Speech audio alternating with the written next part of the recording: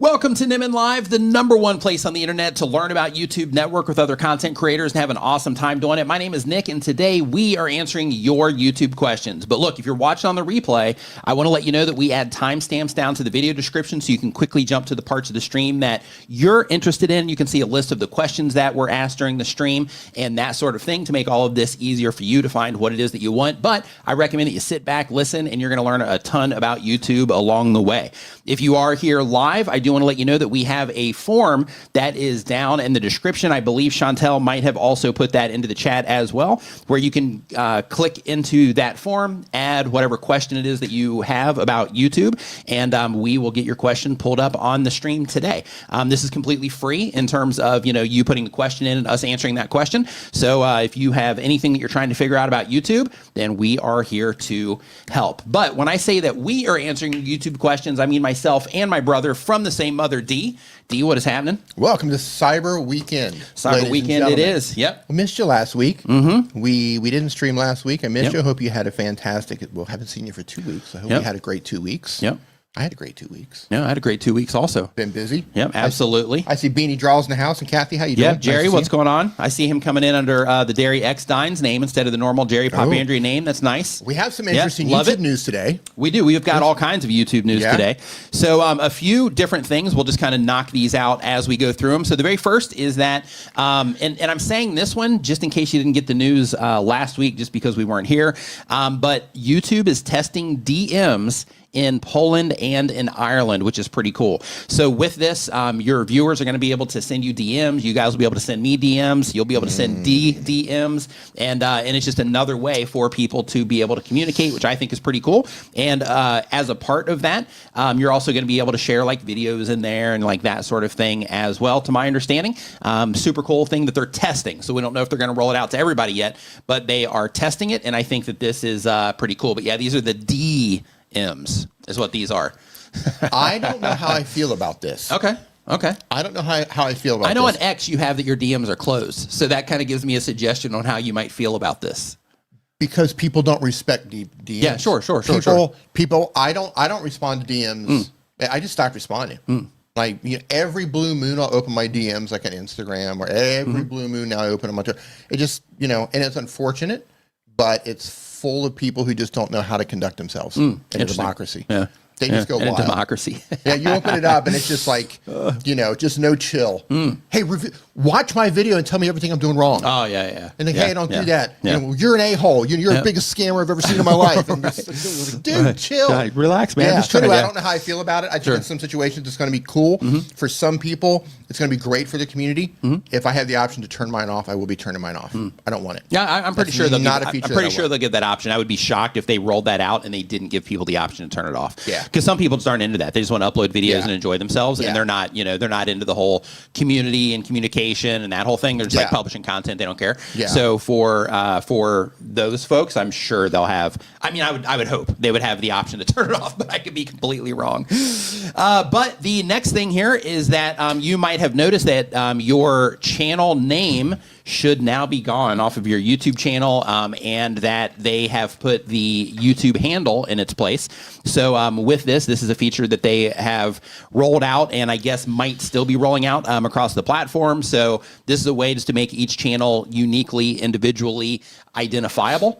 So they have made that change, and according to Reddit, the general creator community over on that side. The creator census on Reddit? The demographic of people that use Reddit, they don't care too much about that particular option. But I support that option, and the reason why is because anytime we pull up channels, one of the things that I'll say when people put their name up in their channel art and they focus on all their name is I'll say it's pretty redundant because you have your name up here, you have your channel name, plus you have your handle, and then I go through the list of how many times it's repeated. Right. So because of that, I think that's actually a pretty good move. So it's only showing the handle. Yes. Now.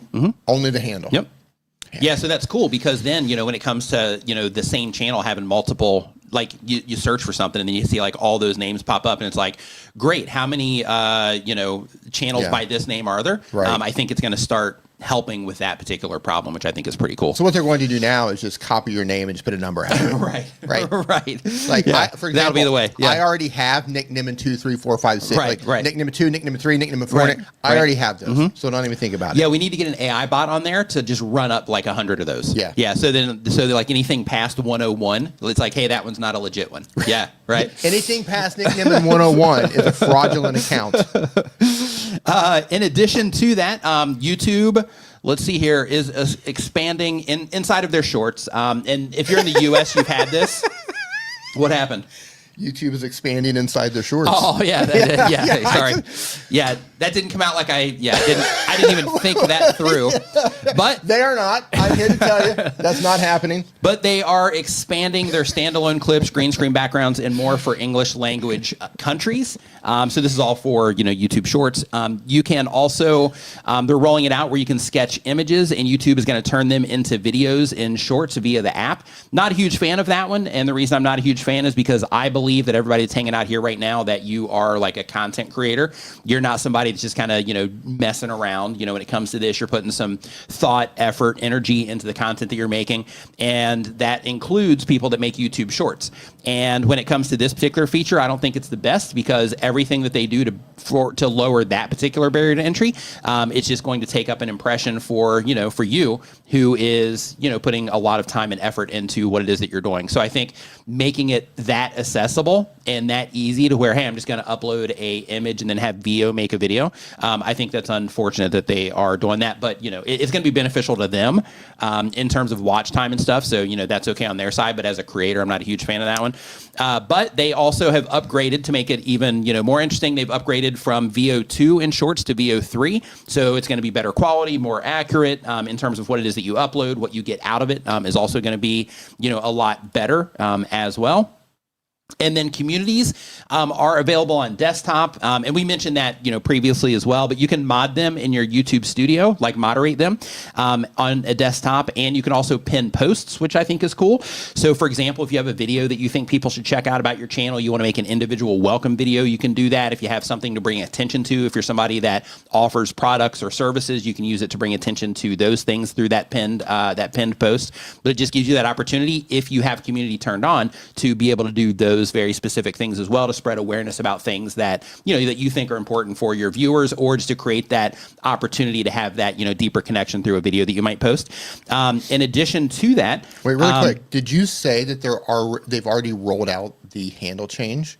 It's in the process of rolling out. Okay, I was going to say I don't see it. Okay. Yeah. So it's rolling out. Yes. Yeah. Gotcha. All right. And let's see here. We talked about the pin post. You can also access shareable community post links in the mobile app. So if you wanted to, the way that they frame this is if you want to take a community post link and then share it on your other social media accounts to bring people into the community area of your YouTube channel, then you can do that.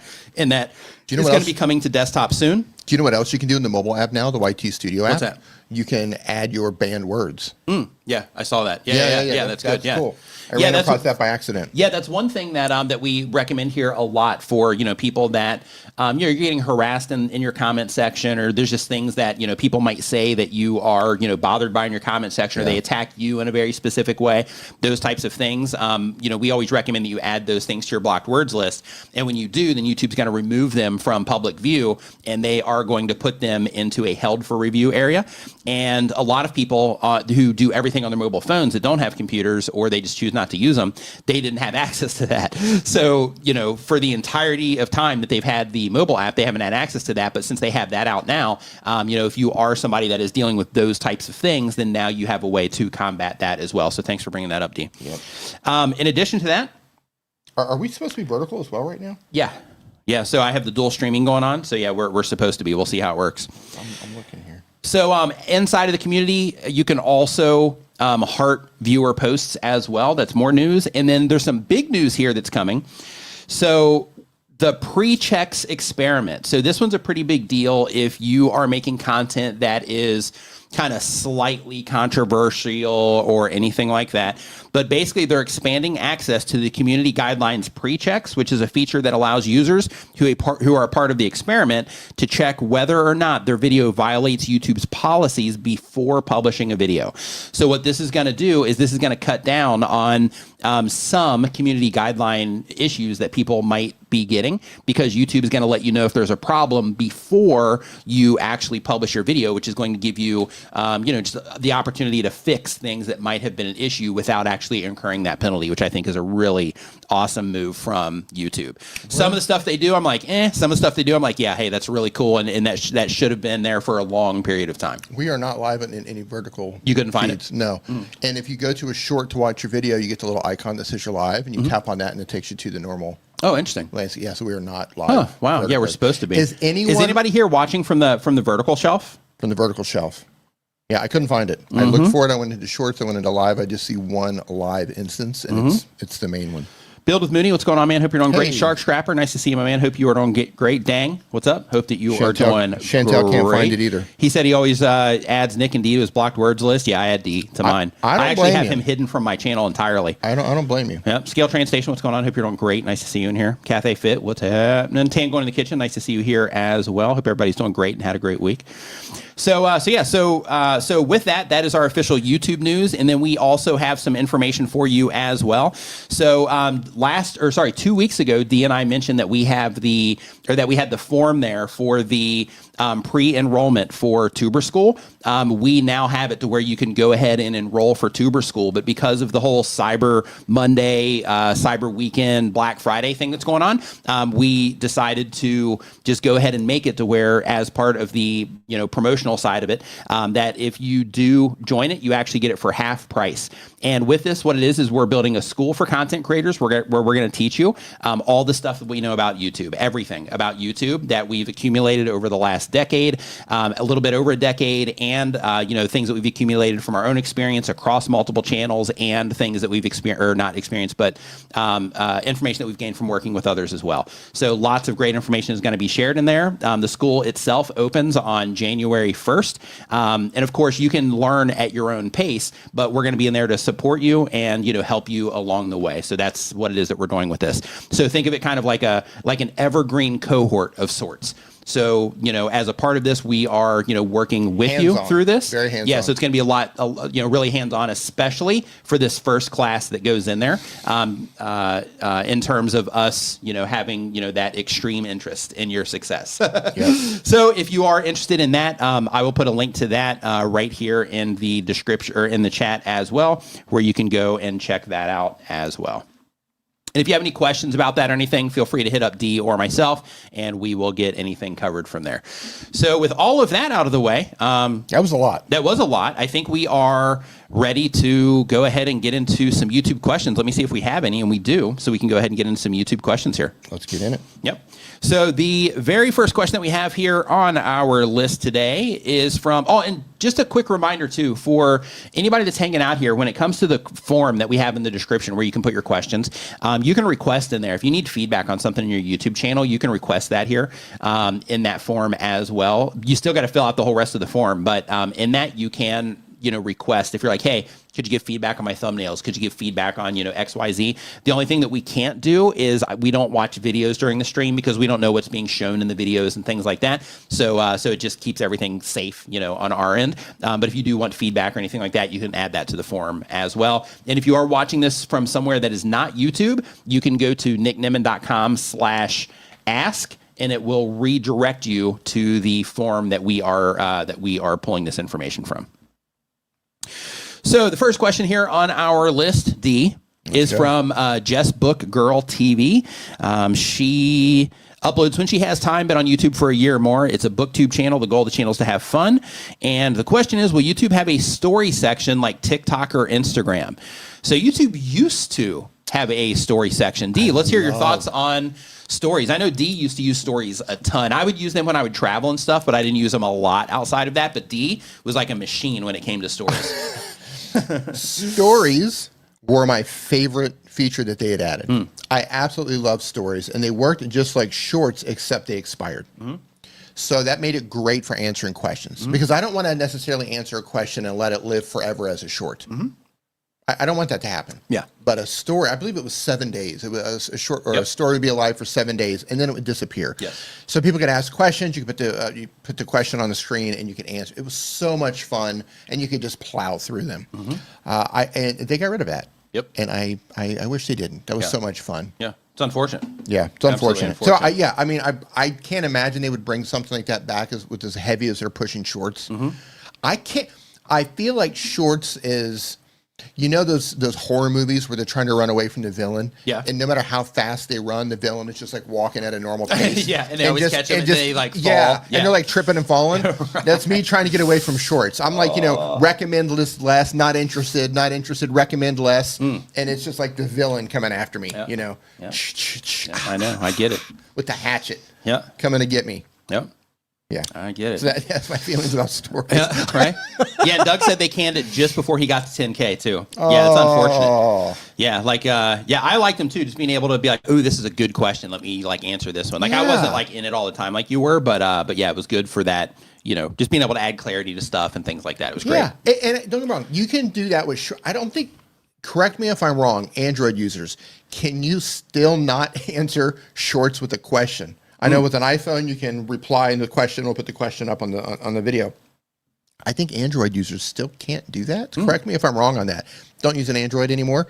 I've completely upgraded my life. I'm not slumming it like I used to with the Android. Yeah. But I mean, it's great with shorts, but it's going to live forever. Yeah. And I don't necessarily want that unless it's a really good question. Yeah. Dreamglow Studio says, "Why is shorts so bad?" It's not that they're bad at all. Like, you know, shorts definitely have their purpose.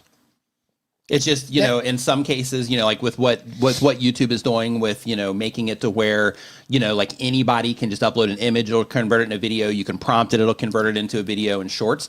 It's going to start making shorts like really crowded, I think, over a long period of time. Like in the immediate, we don't have anything to worry about, but over a long period of time, as more and more people start making those, one way to think about it is every video that YouTube allows to be made with AI from somebody that's not an actual content creator, for them, every video that they publish that shows up in somebody's feed, that's an opportunity missed by creators like us who actually, you know, put some effort and thought and, you know, energy into what it is that we're making.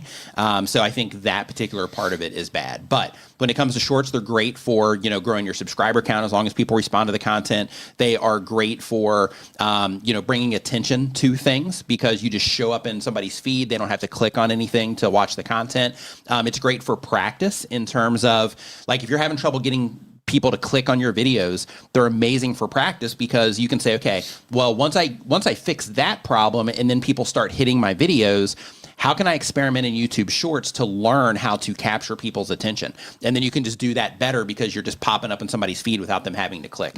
Other things like, you know, if people do get Shorts views, people also get sponsorship deals and things like that through Shorts. There's money to be made. There's money to be made there. Yep, and you can also use YouTube's shopping affiliate program as well, to where if you do talk about products or services around things related to your niche or genre of content, that it will also allow you to pin product links to the short as well, so you can also make money directly from the short shelf through that as well. And then of course you can make ad revenue, but the amount of views that you have to get to make that anything, you know, substantial is pretty, you know, it's a lot. So Doug said here, Doug had a great idea, said we need expiring shorts. Yeah, problem solved. Yep. Yeah, and Dee and I were actually talking before the stream Problem too. solved. Yeah, I think expiring shorts would be a great YouTube feature. And then I also think that having the option to click, like go into your video details page and then click a checkbox that tells YouTube not to recommend a video, I think that would also be great. So if you have content on your channel that is old, or it's out of date in terms of the information, or let's just say you think it's not your best content, then in that case, you can go through and just click that box instead of unlisting it, instead of deleting it, anything like that. You can check that so that people can still access it for people that are really into what it is that you're doing, but it's not something that you want recommended, especially if you want to prioritize like newer content and things like that. So I think that would also be a really cool feature for them. Scrap Palette Man, what's going on? Hope you are doing great. Nice to see you in here. Got a super chat? So let's see here. Build and Fix with Mooney says, thanks for the super chat, man. Says, shorts are a moneymaker. Once you figure it out, it's pretty easy, and they only take a few minutes to make money. Yeah, so that's a great example right there of somebody that's already using it for you know, additional money. So in your case, you use the affiliate program, right? I believe. Possibly. Beanie says expiring shorts is easy. Just delete them manually after a week. Yeah. Yeah, I mean, that works too. Yeah, I mean, yeah. Somebody can you make an app to remind us to delete a short? Right. Yeah, I think Google Calendar will do the trick. Yeah. So Silver Fox Forest Design says, it'd be nice to have an opt-out of AI content option to block AI stuff, especially with the high misinformation issues being caused by them. Yeah, I agree. That type of thing would also be fantastic. I'm going to be surprised if they don't roll that out, because TikTok has, or they're in the process of rolling out the option for people to opt out of viewing AI content as long as the creator of it marks that it's AI. Then they're supposed to be hiding that for people, and they're doing that feature. And if they're doing it, then there's a really good chance that YouTube will follow suit if they find out that it's effective for TikTok. Let's see here. So next up, we've got Xavier Ray. And just as a reminder, if you are just joining the stream, we are answering YouTube questions. So if you have a question about anything it is that you're doing on YouTube, just put it in the form that is down in the description below, and we will get it answered here. And really quick, since we're just throwing out, feature ideas and stuff, Amy Johnson said that she'd love an option to automatically make your latest video the one that shows for returning subscribers. Oh, to where it just automatically puts it in the returning subscriber spot on your channel page. Is that what you mean? By default. Yeah, that would be. Yeah, that's actually a really good idea too. Yeah, that's good. Did you get the super chat from? Yeah, I did. We answered that already. Yep. So next up, we've got Xavier Ray. Man, I wonder if there's a way you could automate that through like a just an extension or something, to where you just upload a video, hit a button, and then bam, it just automatically puts it in there. I bet you can. If you can do it to do bulk updates on video descriptions, then I bet you can do the same exact thing for just adding that link. So basically, when you on your video watch page, right when you hit the publish button, you could hit a second button that just says add to whatever, and that would be the whole thing. Amy, I'll look into that for the creator dashboard. I'll look into that and see if I can come up with something for that. I don't know. I'm not saying that I'll be able to do it, but if I can figure out how to do it, then that would be a really cool feature that I'll add to the creator dashboard. I'm not sure if you're using creator dashboard, but if you are, then you would be able to use it inside of that as well. That's a great idea. Love it. So Xavier Ray, I guess I could do the same thing with a calendar too for people that wanted to sunset shorts. Xavier Ray is the next channel here. Xavier Ray uploads one time per week or more, been on YouTube for a year or more. They do gaming and live streaming and entertainment content. The goal is to be a full-time content creator. And the question is, I was able to talk to a few brands at a conference a few months ago.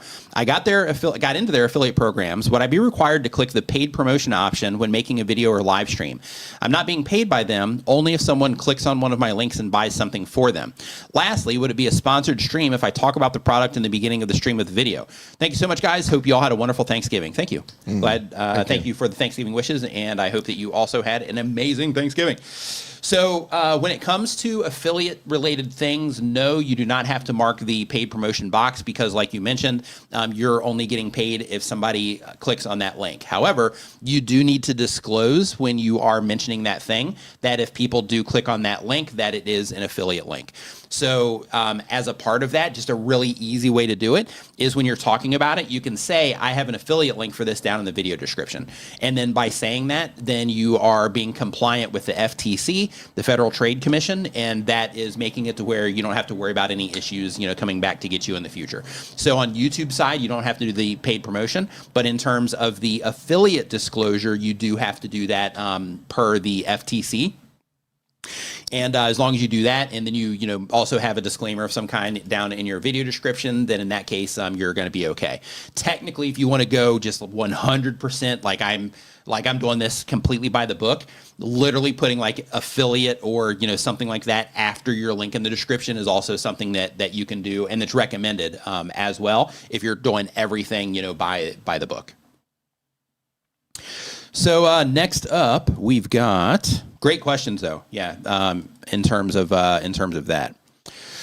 So if you are just joining us, we are answering YouTube questions. If you're watching on somewhere that is not YouTube, you can go to nickniman.com/ask, and it's going to redirect you to this form. You can put your questions in there. If you are here in the live stream today, you can go to that same place, or there's a link down in the video description that will take you right to this form where you can put your question in there. So next up, we have Life with Ricky. Our pleasure, Xavier. Life with Ricky. And I agree here on Rock On YT says smash the like button 100%. Absolutely smash that thing. There you go.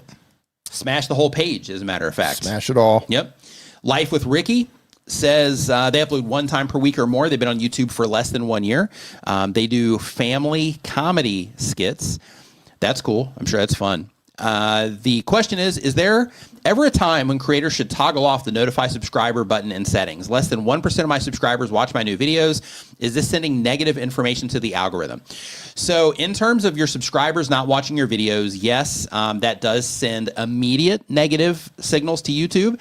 And you'll actually see that. So YouTube gives us in our Creator Studio, you'll notice when you are looking at some videos, it'll give you information. It'll say something like, you know, views are down 30% because your subscribers are not clicking on this video, or, you know, views are down X because your subscribers aren't watching this video for as long. So YouTube does take that into consideration when it comes to that immediate performance of your videos.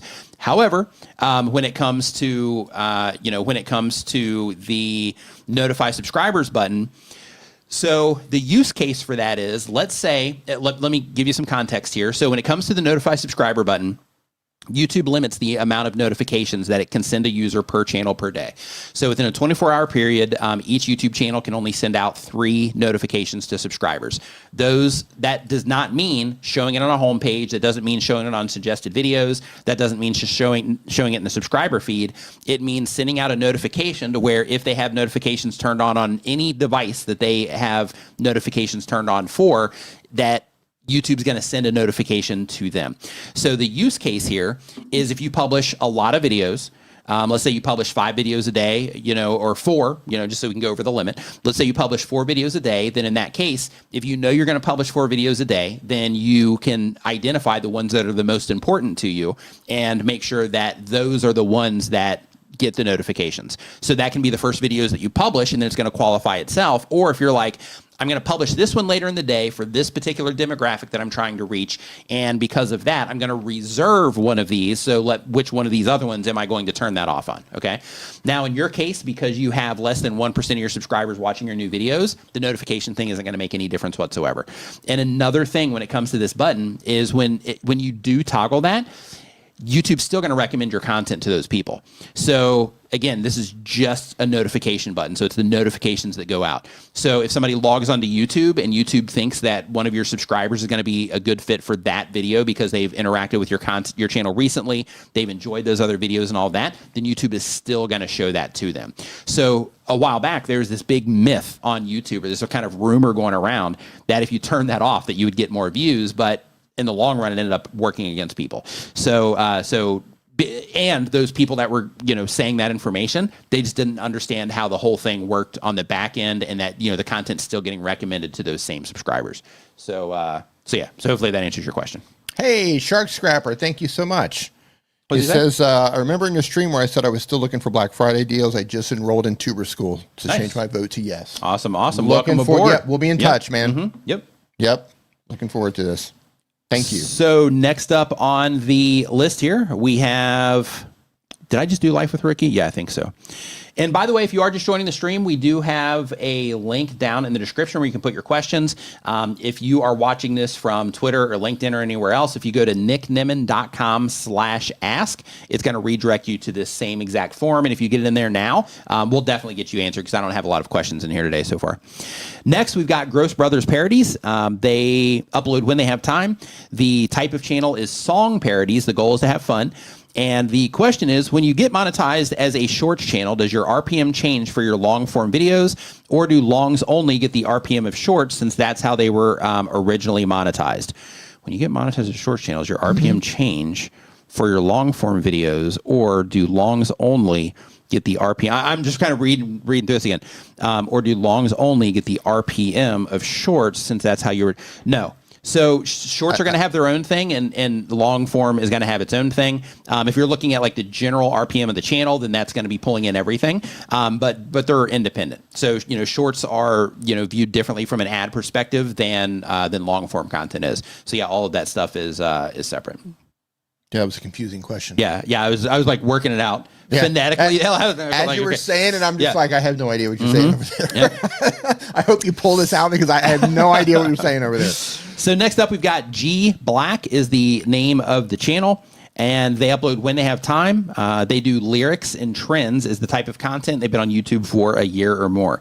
Goal of the channel is to make money. And the question is, I used to upload trends and lyrics of trending songs in Africa. I got 1.6 thousand subscribers now. I deleted, congratulations. It says, I deleted some videos and privated some. I want to start creating travel videos and live streaming. Should I upload it on the same channel or should I create a new channel? Yeah, I would start a completely different YouTube channel for that. And the reason for that is because you already have people interacting with that other channel, 1.6 thousand subscribers, which means you've had a lot of, views on it. So because of that, yeah, I would start a new channel for that because it's a completely different offering. Yeah. And then that gives you the opportunity to, one, take advantage of the love that YouTube gives new channels right now, where they give it extra impressions, on YouTube. And in addition to that, it also gives you the opportunity to just build that core audience of, people that are interested in travel related content. It gives you that opportunity to, connect with only those people on that YouTube channel. So yeah, I would definitely start a new channel for that. New channel. Mm-hmm. Valentine Station, what's going on? Hope you are doing great. Nice to see you in here. Do we have Neil in here? Is Neil in here? Come in here? Did he? Yeah, I think so. I see Chantel. There he is. Hey Neil, how you doing, man? Yep. Where's he at? He's in there. Oh, there he is. What's up, dude? Hope you're doing great. Nice to see you. Yep. It's been a while. Hope you're doing great. So next up on our list here, we got Gust Moons. They do daily content, but on YouTube for less than a year. They do music-themed / music reaction content. Goal of the channel is connect with others. And they say, I've been working in music full-time for 10 years and I've ran multiple music channels in the past, so I do have quite a lot of knowledge on YouTube. The question is, essentially, my channel's growth has surpassed the amount of most channels that help small creators talk about. But I'm wondering if what I have to do is just keep scaling and expanding, as I believe the growth I'm getting is pretty good. So let me just go and look and see what it is that you are pull somebody up? doing. Possibly. Let me just see what it is that they're doing to see if it's a shorts only channel. Oh, interesting. It's it is. It's shorts only. Channel. Yeah. Shorts only music channel. Interesting. Okay. Yeah, that's cool. Yeah, so in terms of the question here, you said that let's see, so you have 1.3 thousand subscribers on it, and you said that it surpassed most channels that help small creators talk about, but I'm wondering if what I have to do is just keep scaling and expanding, is I believe the growth that I'm getting is good. So fine tuning is definitely something that you would continue to do.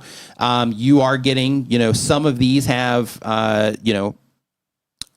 most of your videos have 1,000 views plus. Your most popular one has 159,000 views. Nice job on that one.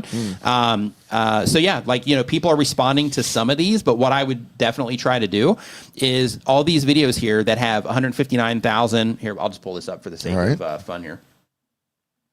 So all of these videos here, like this one here that has the 1.5 thousand views on it, 159,000 views, 73,000 views, 104,000 views, 61. Like all of these higher performers, I would go in and just see if there's anything that you're doing differently for these that you're not doing with some of the more recent content. It could just be time on platform. It could be the way that that people found those videos. It could be, timing, when you publish these, but I would just start analyzing these because these are the ones that have done the best, and start looking for patterns in terms of what was I saying or showing, what was I doing? Did I have like these markers on the screen? Yes or no? Like in terms of like the album names, things like that. How was I framing things in the titles? Like I would be looking for all of that to see if you can find anything that seems consistent across these higher performing videos, and then try to replicate those types of things. And then of course, always have an experimentation arm going where you're experimenting with things, so that you can try to break out and have more, consistent viewership there.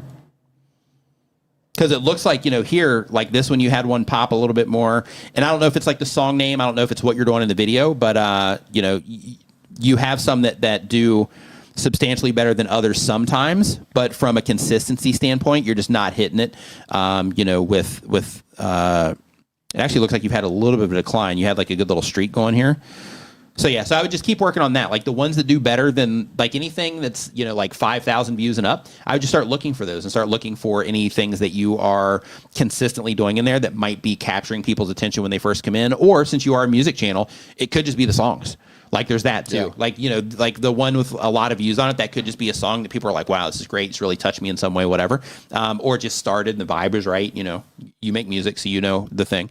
But I would look into that type of stuff. Got a super chat. Neil Urban Van Life, what's up, dude? Thank you for the super chat. Says, I'm normally driving when you're live. It kind of stops me leaving messages. Then dang UK driving laws. I do break them now and again, but I don't tell anyone. Oh, so he normally listens while he drives. Nice. That's normally what I'm listens while he talking drives, about. And then, Yeah. That's great. Tom Nash in the house, what's up, dude? Hope that you Break are those doing walls. great. Says Hey, Tom. channel review throwback. Yep. Yeah, so we are, so basically in the forum, Tom, so we have it set up to where if people are, if they have any, questions about the channel specifically, we added that to the forum where, we'll take a look and give them some feedback now. So instead of making it that dedicated, we're going to spend 20 minutes on a channel. We usually get through them a little faster now. The good old days. The good old days when we'd stream for 7 hours, right? So next up we That's have... crazy if you think about it. It is. Like, looking It is. back. It's kind of crazy that we stream for 3, if we're honest. Right? But like but 7 hours? Yep. Yeah, at Vid Summit and stuff, I was talking to some people, and they're like, yeah, man, I streamed for an hour, just completely wiped me out. I don't know how you guys do 3 hours. And I'm like, well, we're just hanging out. Yeah, It's like, this Adderall. is just like we're having Lots and lots coffee of and hanging Adderall. out. Crushed Lots of Adderall. We're drinking it. No. Do you drink it? No, Adderall's a pill, isn't it? It is a pill. Can Yeah, you I drink think so. Adderall? Yeah, I don't know. I have no idea. Well, we are. Yeah, we can't get Adderall here, so yeah, not sure. Yeah, Daniel Batal in the house. What's up, dude? Hey. Hope your knee's getting better, man. Hope your knee is doing great, man. Wishing you a speedy and fast, which also means speedy recovery. Nate the lawyer, thank you for the super chat. Says, hey, I almost died last. Whoa. I almost died last week from a brain tumor. I started with 500 subscribers, watched Nick and Roberto, and now I make millions on YouTube. Nick helped change my life. He will never really know. Thank you, Nick. Thank you. Wow. Hey, means a lot, man. Thank you for that. And I'm sad that you almost died from a brain tumor. That's super scary, man. I'm glad that you did not.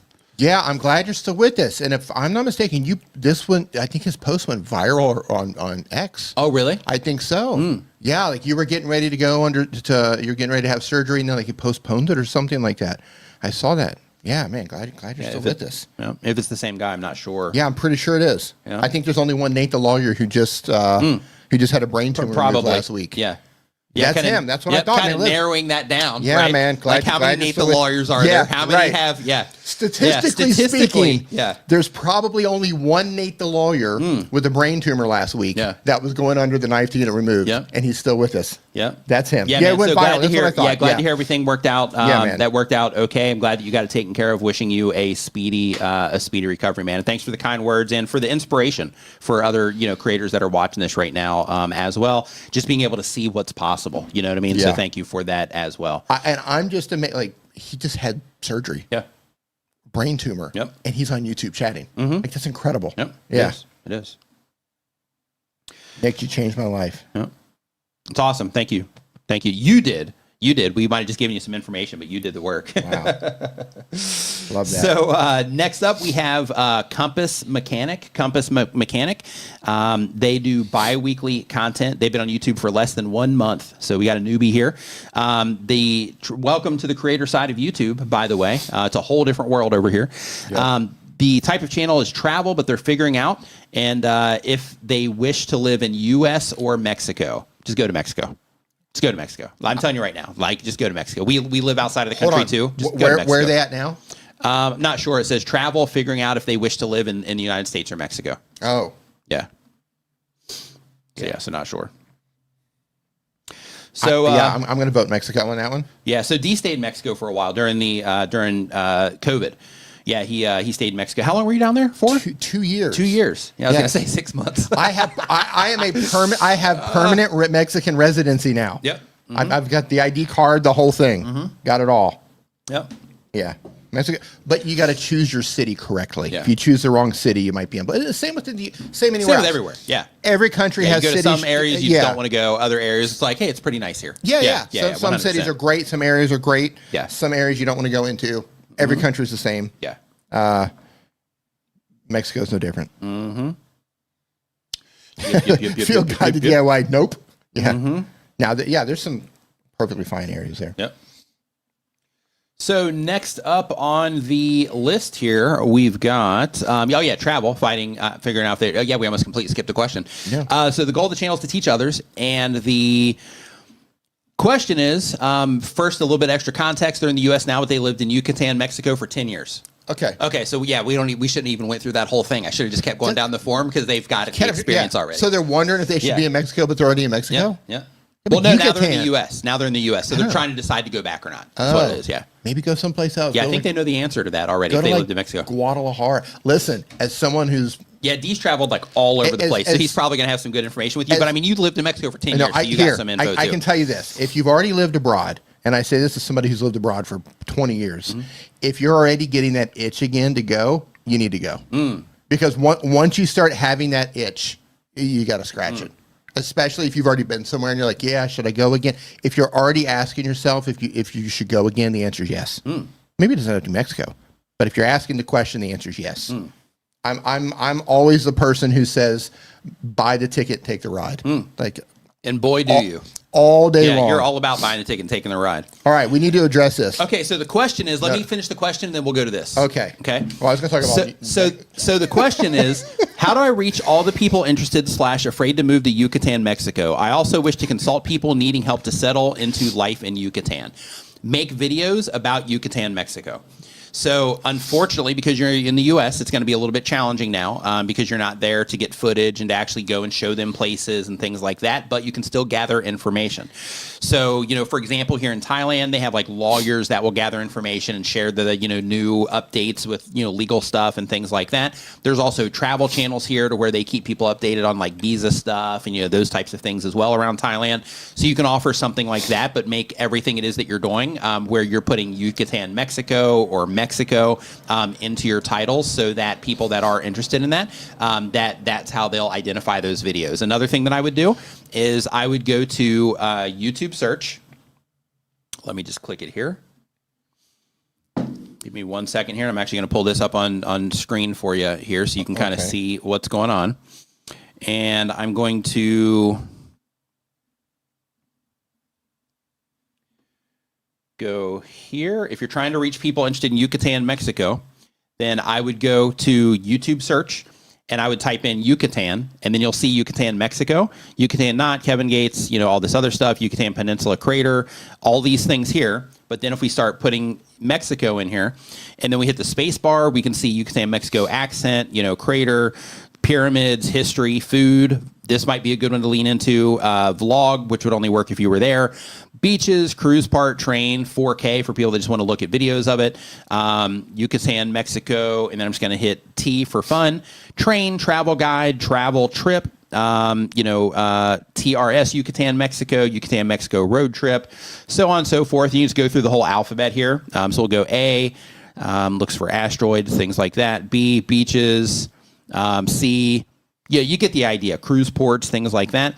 Other things that you can do is you can come up here and you can type in is Yucatan, Mexico, and then you see here is Yucatan, Mexico safe? You can make a video about that from your house.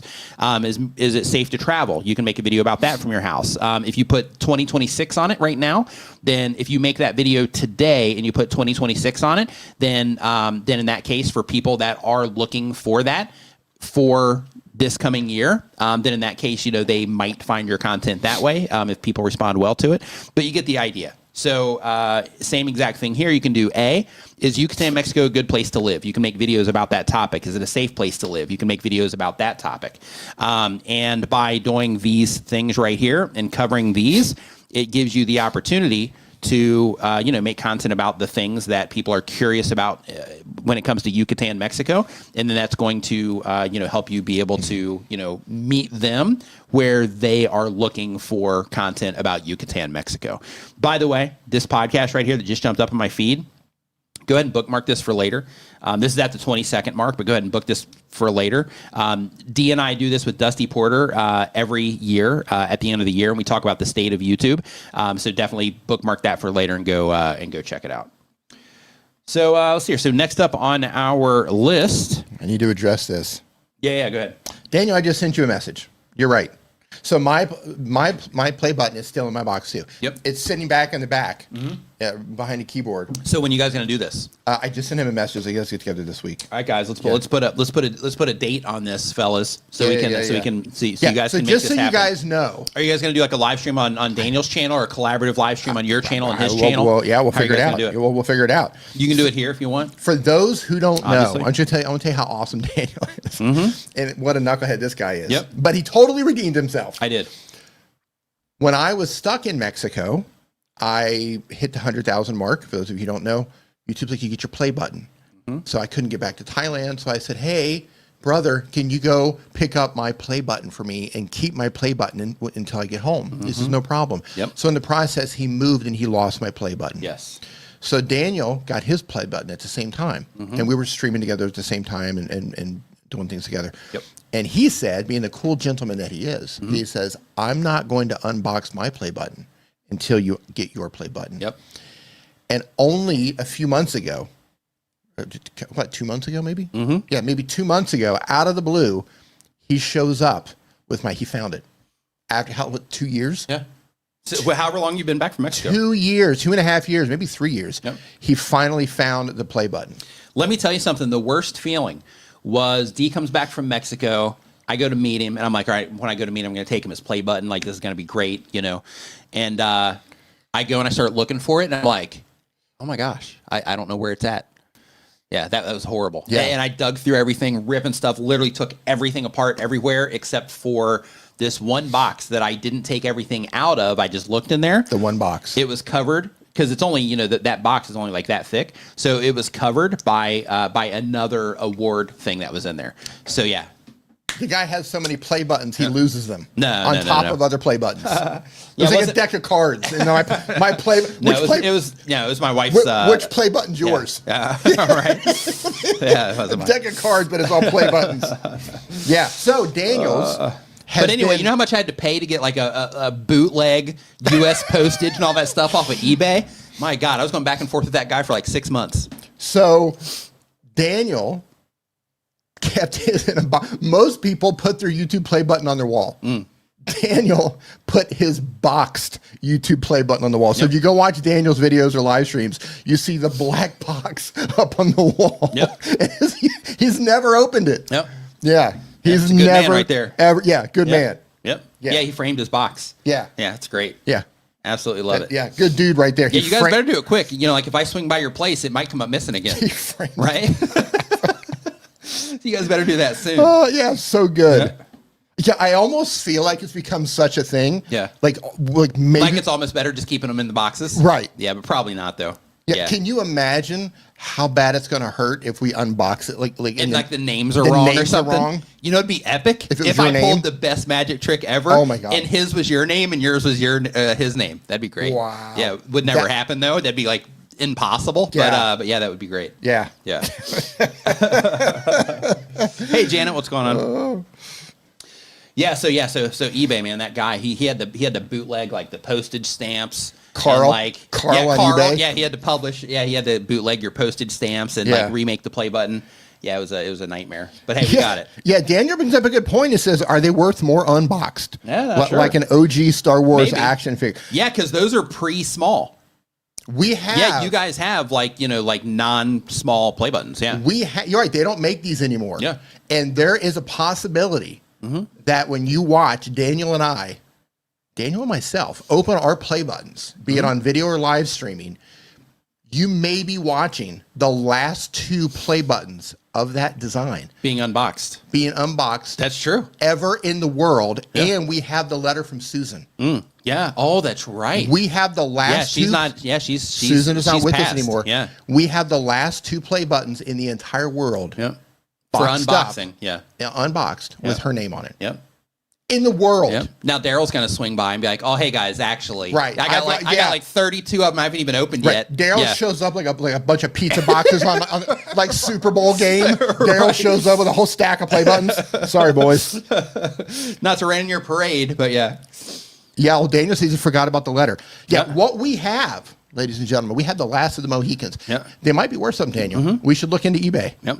Like, I would totally sell mine. Or we could trade them. That's fine. They're equal value, maybe. Yeah, now here's the real question. Shark Scrapper says, how do you know your play button's even in there? That's the bigger question, isn't it? That. Yeah. Wait until you see the best prank ever. Listen. If I carefully slice that box open, and when I open it, if a springy snake doesn't shoot out my face, I've already got security ready. You have failed. I've already got security ready. I've already got it covered. You have failed as a brother if I don't get a springy snake and confetti that blows up in my face. Oh, love it. Yeah. Love it. So Accelerator, thanks for super chat, says, hey, Nick and D and community, thanks, Nick and D, for the thumbnail feedback a few weeks ago. I'm trying to make them simpler and less busy and resist the urge to try to explain the whole video in the thumbnail. Excellent. Yeah, so let us know how that's working out for you too. Like, focusing on the viewer, what it is that they care about, asking yourself, hey, what is it that's going to help them identify this is about something that they care about? And people basically being able to get that context of what they need for the video in like a matter of seconds. That's what makes a good thumbnail. So yeah, absolutely love to see that you're making those changes. Salon Guy, thanks for the super chat as well, says, I realized that search is my biggest asset and I'm so buried in hair content that I can't shift. How do you get re-inspired? That's a good question. I think when it comes to getting re-inspired, because I've had to go through this several times myself, because like you, I've been making the same type of content for a really long time. For me, like when it comes to getting re-inspired, I have to really dig deep on something that I'm trying to accomplish or like the reason that I'm like doing what I'm doing in the first place. And for me, like it can't be just attached to like, a dollar figure or subscriber number or something like that. Like I got to think about like the value that people are getting from what it is that I'm doing, and that, I should keep showing up for that kind of thing. So for me, that's where I get that energy from. And one of the things that I also do is I start interacting a lot in like the communities and stuff like that, so that, I can just kind of, immerse myself deeper in all of this stuff around it. And by doing that, I don't know if it's just through osmosis or what the thing is, but like by doing that, it also just kind of helps me, get kind of charged up as well, because I see people's problems, I see people's success stories, all that, and it just kind of helps me, kind of get back on track, so to speak. So next up on the list here, we've got. Oh, that's great, Shark. Have you seen the person making the porch pirate bombs on TikTok? Yeah, I think a lot of that's AI. Well, I know that there's some guy that did it for real, and then now I think people are doing it with AI. Yeah, but So if you're not familiar with those, basically it's a thing where they set porch it up. Pirates, porch pirates. So if somebody goes and they steal Amazon packages or whatever, like when they pick them up and open them up, whatever, then they explode with like glitter and like all this other stuff, and in paint in some cases. So yeah, that would actually, man, I should have thought that one through. That would have been good. To where you're like, all right, Daniel, finally, all right, let's go. You're live streaming, and then bam, glitter all over the place. Glitter, fart spray, like just the whole thing. Yeah, just like that would have been fantastic. A glow paint. That's the paint on my face that like stuck with me for, like Predator spray. Yeah. So it's just like stuck on me for like a week. Right. So I can't go out. Yeah. Yes. Hey, my pleasure, man. So yeah, just in terms of digging in to be like what am I doing this for, and then start working those reasons out, and then just kind of reevaluate the purpose, right? Because I believe that it's really easy to get caught up in, just making videos for the sake of making videos. And that's fine too. Some people are fine with that. But after you make tons and tons of videos, that, can fade sometimes. So I think just, kind of digging in and just reassessing like why you're doing what you're doing, can be really helpful. At least it has been for me. So next up, we've got Velnox is the name of the channel. I think this is our first time seeing Velnox in here. If my box explodes. They upload when they have time. I've already got security. If they're my on call, box I got to do like one button on my phone and they're on the way. Yeah. Mm-hmm. If you're bringing like Mark Rober in on this or something, and there's going to be some grand thing, you got problems. Yeah. I don't know Mark Rober. I wouldn't bring him on there. I'll spray paint your car. Right. Yeah, I'll spray paint your car. But Velnox, they upload. Let me make sure that's the name. Yep, Velnox. Sorry, they upload when they have time. Been on YouTube for a year or more. They do gaming and entertainment content. The goal of the channel is to quit their job and be a full-time creator. The question is, what advice can you give to stay motivated when it comes to editing? I keep trying to tell myself, this is what I got to do. I need to get this done. And when it comes down to it, I procrastinate. And I've had 5 videos on the back burner for months and did nothing with them because I wasn't motivated. What should I do to avoid these moments? So similar to what I was saying to the salon guy What kind of content are they making? Coming up with a purpose of what it is that you're doing. To do gaming and entertainment content is coming up with a purpose. 2, coming up with goals. That's also helpful. And then also, as a part of this, just like with anything else, like when it comes to editing, right? You're like, okay, you're one of the things that you said that the main goal of the channel is to quit your job and be a full-time content creator. And what you're saying about, hey, this is just what I got to do, there's that too, right? So if you're doing it as a hobby, then the approach is different, because if you're doing it as a hobby, then in that case, if you miss some uploads, things like that, it doesn't really matter, right? Because then you're uploading as a hobby. It's like, okay, well, unfortunately, I'm not going to be able to connect with my community through this video, and all of that stuff. Maybe I'm going to miss the schedule, but it's not as important when you're doing it as a hobby compared to if you're trying to go full time. Then sometimes you have to make the time in order to do that thing, or you have to sit down and do that thing that you just don't enjoy doing that much. And in your case right now, that's editing. So the way that I would look at it, instead of looking at it from telling yourself that this is what I got to do and I need to get this done, is I would look at it through the lens of, this is what I have to do right now until I can get this to work well enough that I can hire somebody else to do this for me. And then when you take that approach, then it becomes a less permanent thing.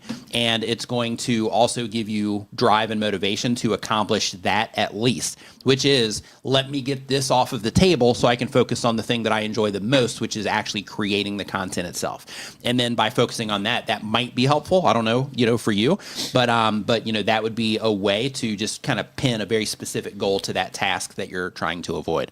So I would give that a shot. Do you have any other advice for that, D? I do. 2 things.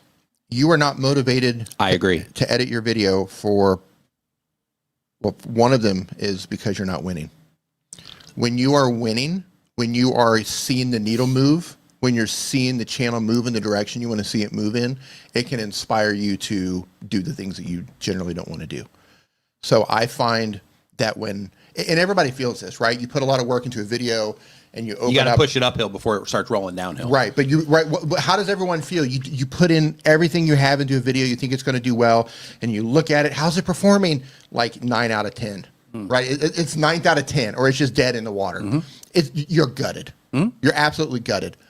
The flip side of that, when you make a video and it takes off and it's just running, you feel great and you can't wait to make the next video, right? And you go through the whole process again. But if you're looking like, oh my God, I don't want to edit this video. So one reason could be you're not moving the way you want to move, right? You're not succeeding at that level. Number 2, I don't know what type of content you're making because I don't have access to the forum. You might be shooting... It's gaming and entertainment content. It's gaming and entertainment. You might be shooting too much content and it could be overwhelming you. If you are not used to editing and not used to powering through content and building systems that help you edit, you will be overwhelmed by the editing process because you've shot too much footage. Yep. A lot of people don't know this, but one of the things that I was going to do early on for my YouTube channel originally, I was going to do travel channel. I went to Nepal. Like, I didn't go to Nepal for the channel, but I was going to Nepal and I was like, I'm going to film this. My first video is going to be me documenting going to Mount Everest Base Camp. It's going to be this epic thing. And I knew how to shoot video and I understood how to edit and all that stuff. I've been doing it for a long time for other projects. So I went there and I just shot tons and tons and tons of footage. And I came home and I sat down to edit it all. And I had so much video footage. I was completely overwhelmed. And I remember that. Yeah, I realized at that moment, and I still had just epic footage, but I realized at that moment, I was like you can know how to technically shoot something. That doesn't mean you know how to technically shoot the right stuff for YouTube, so you don't get overwhelmed with the editing process. Today, I could probably start a travel channel and understand better what I needed to shoot because I understand YouTube better. Yeah, but not having a channel, I just came back with just countless hours of footage and it overwhelmed me. And I decided not to open that channel because of it. I was overwhelmed. I could have made tons of videos, but it was too much to sort through. Yeah. And I burned myself out. I was overwhelmed and I didn't do it. So you need to come up with a system and you need to learn how to shoot less to make editing easier for you. Yep.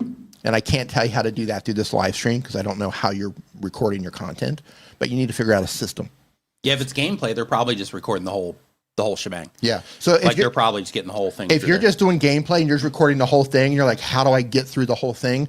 Try to come up with some system, either something you show on the screen or something, a little audio marker that you can do that nobody else notices, a little sound that might cause an audio spike or something. So you can identify those in your, when you pull the footage into your timeline, maybe you can look for little audio spikes and go, oh, that's a good point. That's a good point. That's a good point. And you can start just cutting out all the stuff in the middle.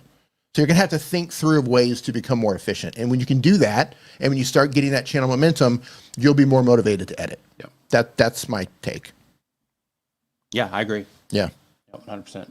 Yeah, momentum. So Evan Carmichael, so a friend of ours named Evan Carmichaal, one big thing that he tries to focus people on, he talks about like entrepreneurship and, you know, those types of things to help, you know, entrepreneurs, just, do better. And in his case, one of the things that he really leans into with his messaging is momentum.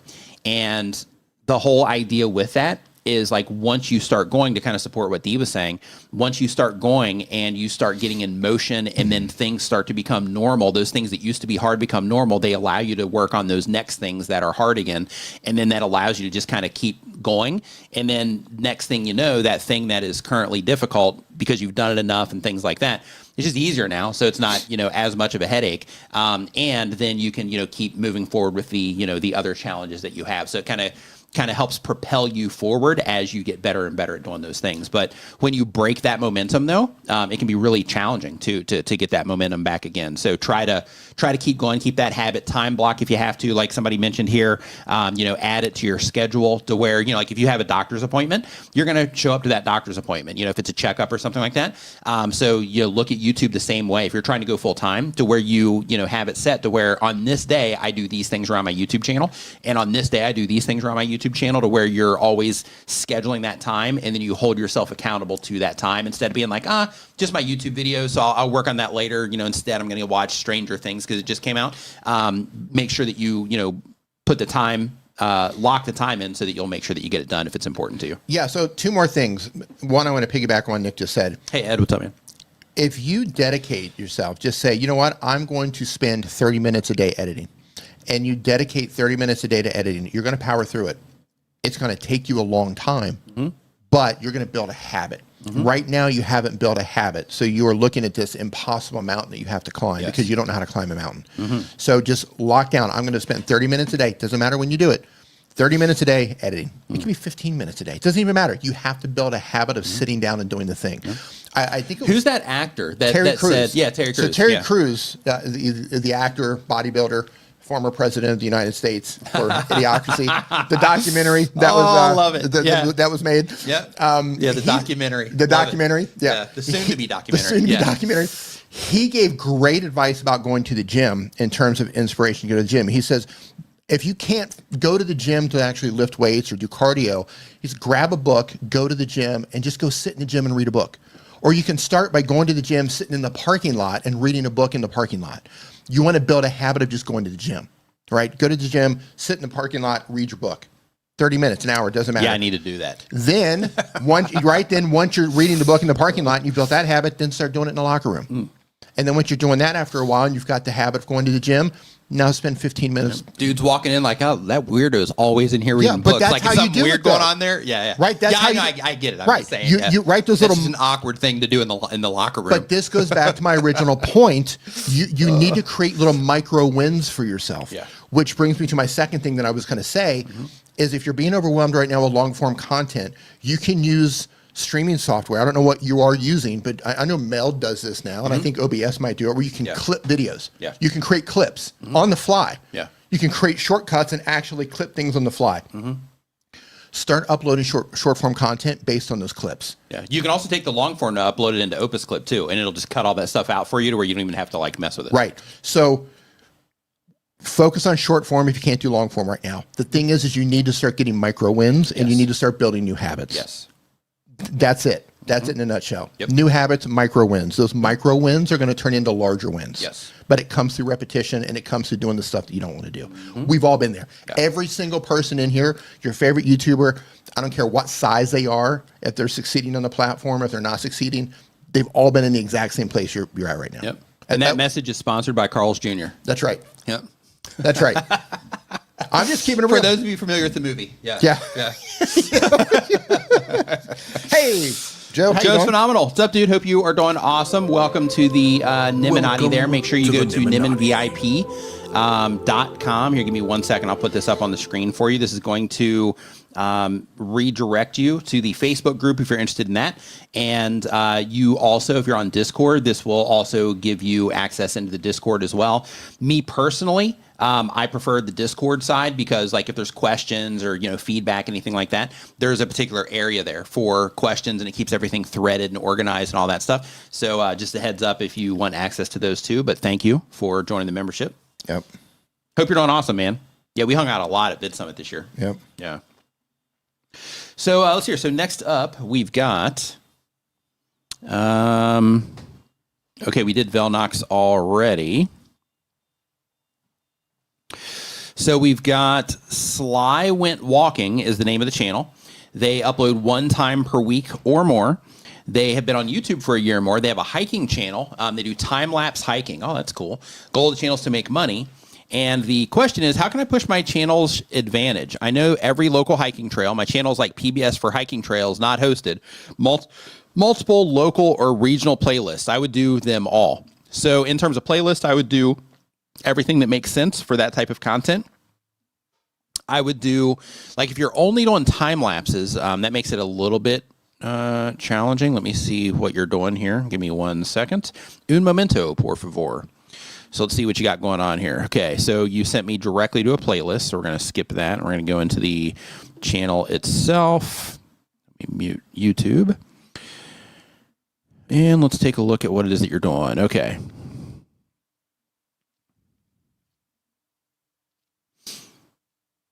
Okay, I see what you're doing here. Yeah, so with these, so with the time lapses themselves, I think these are probably like they're the hyper lapses, really. I think these are interesting to watch. So yeah, so I would just optimize all of these. Instead of Jacksonville hiking rewind, I would optimize these around search terms. So, like, for example, if somebody's looking for information on whatever trail this is, then that would give you the opportunity to, you know, to connect with those people, or connect it around hiking just in general. Instead of putting the rewind in here, you could make it feel more like an experience. Here, let me pull this up. So you could make it feel more like an experience when it comes to your YouTube channel. And this is where packaging is really important on YouTube, is thinking about, like, you know, how things matter to people or why it would matter to people. So when you look at this, I mean, you've gotten 69 views on it, which is, you know, pretty good considering, you know, that it's a hyperlapse. But and just how it's titled and everything. But here you have Jacksonville hiking rewind, and you've got emojis in here. So first, I would remove the emojis, or if you are going to use them, I'd put them at the end. Second is, instead of just Jacksonville hiking rewind, I would make it like, you know, take a walk through, through this amazing hiking trail, or, you know, something like that, to where it speaks more to the experience. And then that way, what you're doing there is you're packaging it up in a way to where if somebody does click on it, they know what they're getting, and then they're going to have a higher likelihood of watching the video in its entirety, or at least until they start kind of fading out because, you know, they can't take the, you know, long hyperlapse or whatever. But they're only 3 minutes long, so they should be able to make it through that. So I would, try to just kind of frame them around that sort of thing, so that you can, give yourself the opportunity to reach more people who might be more interested in the experience itself, instead of, you know, necessarily framing it around Jacksonville. So you can frame it around Jacksonville like you're doing, but if you do, I would at least put the name of the trail or something like that. And then instead of rewind, I would make this something that is more impactful than just rewind. And if we go to the rest of your videos here, Laurel Cliffs Nature Trail. Yeah, even with stuff like this, right? Because you're doing these like hyperlapses, and they look pretty cool. So I would just try to think of a way to frame these around experiences that people can have.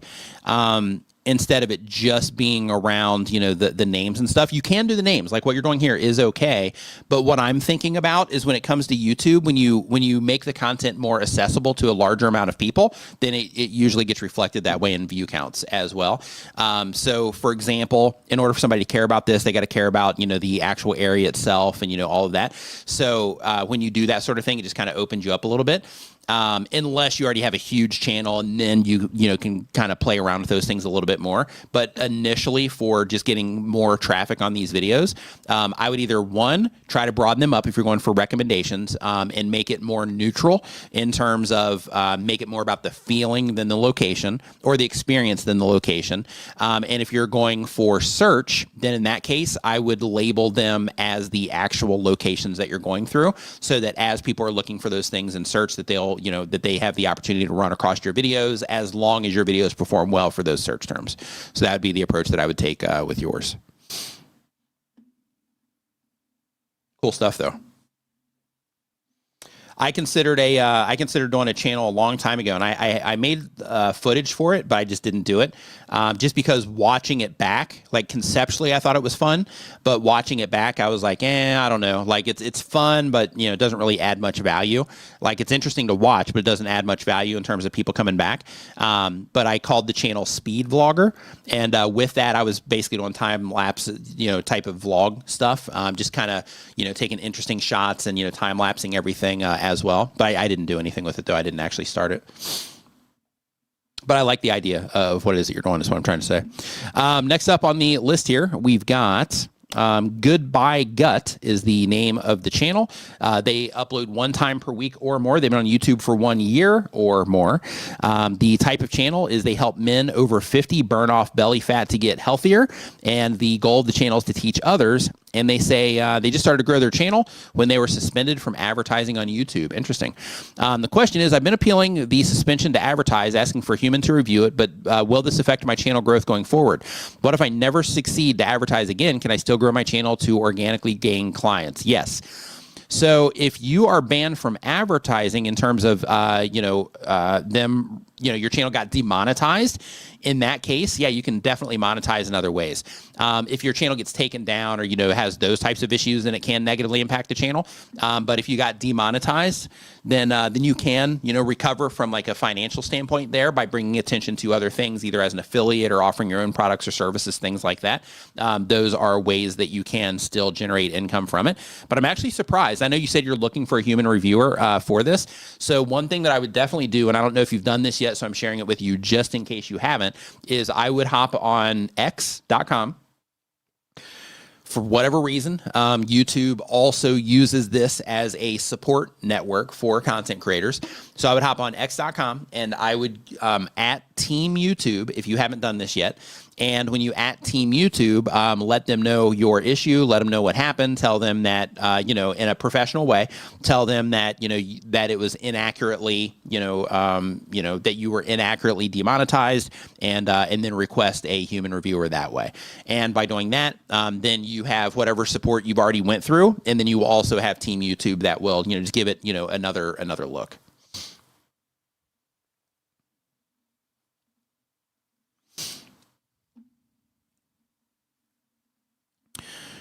Next up, and by the way, if you are just joining us, you're like, hey, where's he answering these questions from? So I have a form down in the description right now. It is free, where you can put your questions, and when you put your questions down there, we get them answered on the stream. So we also take requests in terms of, if you're like, hey, I wish somebody could, give me some feedback on my thumbnails. I wish somebody could give me feedback on my titles, whatever the thing is. We can definitely do that here during the stream. So if that's, what we're here for. So if you have any questions about anything it is that you're trying to figure out on YouTube, you can go ahead and put it in that form. It's completely free. If you are watching this from somewhere that is not on YouTube, you can go to nickniman.com/ask, and it'll redirect you to the same exact form. So make sure that you do go and check that out. And just as a reminder also, for those of you that weren't here at the very beginning of the stream, Dee and I have opened our pre-sale for Tuber School. So our first, or our class, we should say, is going to open on January 1st, but as a part of Black Friday and Cyber Monday. We've set it up to where, like we told you in the previous stream that we did for early birds, that you can go ahead and get signed up for that now. And then the class is going to start in January. But here's the thing. When it comes to this school that we're creating for YouTubers, we're going to be sharing everything it is that we know. When it comes to, YouTube and making content content in there as well, talking about, growing your channel, talking about, camera presence, talking about, video production, like all the stuff that we, have to do as creators. All of that stuff is covered in there. So right now it's at half price as part of Cyber Weekend. So because of that, on December 8th, it's going up, again, and then when we actually open the doors, it's going to go up again in terms of price. So if that is something that you are interested in, then make sure that you do head over there and check out the information on that. Chantel dropped a link here, but you can go to tuberschool.com/cyber sale, and it will take you over to there. So make sure that you check that out if that's something you're interested in. So next up, we've got Cody's outdoor videos. Cody uploads when they have time, but on YouTube for a year or more, they do outdoor hobbies, and the goal of the channel is to have fun. And the question is, why does YouTube stop showing my shorts within 24 hours? I always seem to not get the views that I want. What should I do? So when it comes to YouTube, it's important to remember that everything on YouTube is based on how people respond to what it is that we do. And this applies to all of us. It doesn't matter how big your YouTube channel is. So when you publish a video and your viewers don't respond to it, at least your core viewers, it doesn't matter if it's a short, doesn't matter if it's a long form content. If people don't respond to it at a rate that's competitive for the platform, or let's say your initial subscribers don't respond to it, things like that, in the immediate, it can take a hit right out of the gate. It doesn't mean that it's necessarily going to impact the video long term. It might be fine, down the road. But in terms of this sort of thing, when you publish a video, if people don't respond to it at a competitive rate, then what's going to happen is YouTube's system is going to say, okay, when we show this to people, they swipe away quickly, or they seem to not, be satisfied by this content once it gets past that, initial group. So because of that, instead of showing this one as much as we're showing it, instead, we're going to show this one that is getting a higher response, where viewers seem to be engaging with this one more. They're watching it for a longer period of time. Maybe they're sharing it with other people, that sort of thing. So, the whole game is YouTube is testing your content, right, for that 24-hour period. And they're still testing it. As long as you're getting impressions, they're still, testing it. But they're testing it for that 24-hour period. And when it's not as competitive, then what's going to happen is they're going to move other content into place that could have just been published. It could be old content, whatever. But they're going to move other content into place over yours, because yours isn't keeping their viewers as satisfied as other content. So the whole game that we play here on YouTube is that you have to get your content to a level that's competitive for the platform and for the viewers that you're trying to reach. And the fun part of this is that you're competing with everything that the people that you are trying to reach are interested in. So, for example, for those of you that watch, music videos, when I publish a video, I'm competing with that. If you watch videos on how to, we got, Larry in here from Home Rapid Repair, and we got Build and Fix with Mooney in here. So if you're into home repair stuff, then in that case, I'm competing with, I'm competing with home repair channels that you watch all the time, right? So when I publish a video, in terms of your interest, it's got to be there in comparison against those, and you have to click it at a competitive rate, and you have to enjoy that content and get value out of that content at a competitive rate compared to that other content. And if you don't, then in that case, I suffer just like a brand new channel that starts as well. So because of that, it's just super important to remember that when we're not getting activity on our videos, that it comes down to the decisions that we're making, and it comes down to, in terms of, okay, what videos are we deciding to make? How are we packaging them up? Once the video starts, what's the experience that people are going to have? It comes down to those decisions that we make around there. And sometimes we miss. Sometimes we'll publish a video for a different reason, right? Like, for example, on the Chrome extension video that I published, with that one, I published that video to help people know that I have Creator Dashboard available. And it did its job in terms of letting people know. I hope that video does better down the road, and it's optimized for search. So hopefully it will. We'll see. But with that particular video, people just didn't get into that one through the recommendation system, right? So because of that, that video suffers. But in your case, it's the same exact thing. So you publish that short, it gets that, 24 hours, YouTube's testing it hard, and then it just can't find that place where people are responding to it at a competitive level. So then they move other content into that place in terms of promotion. So because of that, when you're running into those issues of your shorts flatlining after 24 hours, just keep working on it and keep trying to, make better shorts, and start working at it from the perspective of, okay, so this isn't a video somebody has to click on. So because of that, I need to make sure that I'm grabbing people's attention right out of the gate. And if I grab their attention right out of the gate, then in that case, they're likely to continue watching that video for at least a little bit more time. So if they're going to be watching that video for at least a little bit more time, then what can I do during that little bit more time to try to ensure that they're watching it for a little bit longer than that? Right. And then you just kind of keep rinsing and repeating that process through the video, but you get good at each part, you know, along the way. And sometimes you swing and you miss. It just, it happens. It's part of being a creator. And Joe right here says, I make plenty of content that I know won't go super wide, but it will help a few people a lot. I'm okay with it since the main content drives the channel really well. Yeah, I'm of the same mind when it comes to that. But, you know, like in your case, Joe, and in mine as well, like we've got tons of videos on our channels and we've been doing this for a while. So I think we understand it more than, you know, like in this case where they're just getting started essentially, you know, because we've just been doing it for a long time. So we understand the importance of just being intentional when we're publishing stuff. And I think, you know, that also makes a bit of a difference too. Yeah, and grabbing attention right out of the gate too. You mentioned that it's noted. You know, when it comes to that though, it's challenging. You know, I just want to mention that real quick and just kind of put a note on that too. Like, you know, when it comes to learning how to grab people's attention, like it can be challenging, you know, especially like if you watch content or you're used to making content and you are just starting to make shorts because it's a different experience for people. And you're like, okay, normally I do all these things in a video where I like set things up and I kind of, you know, give some context and all these things. And then you try to apply that to shorts. In a lot of niches, that doesn't work.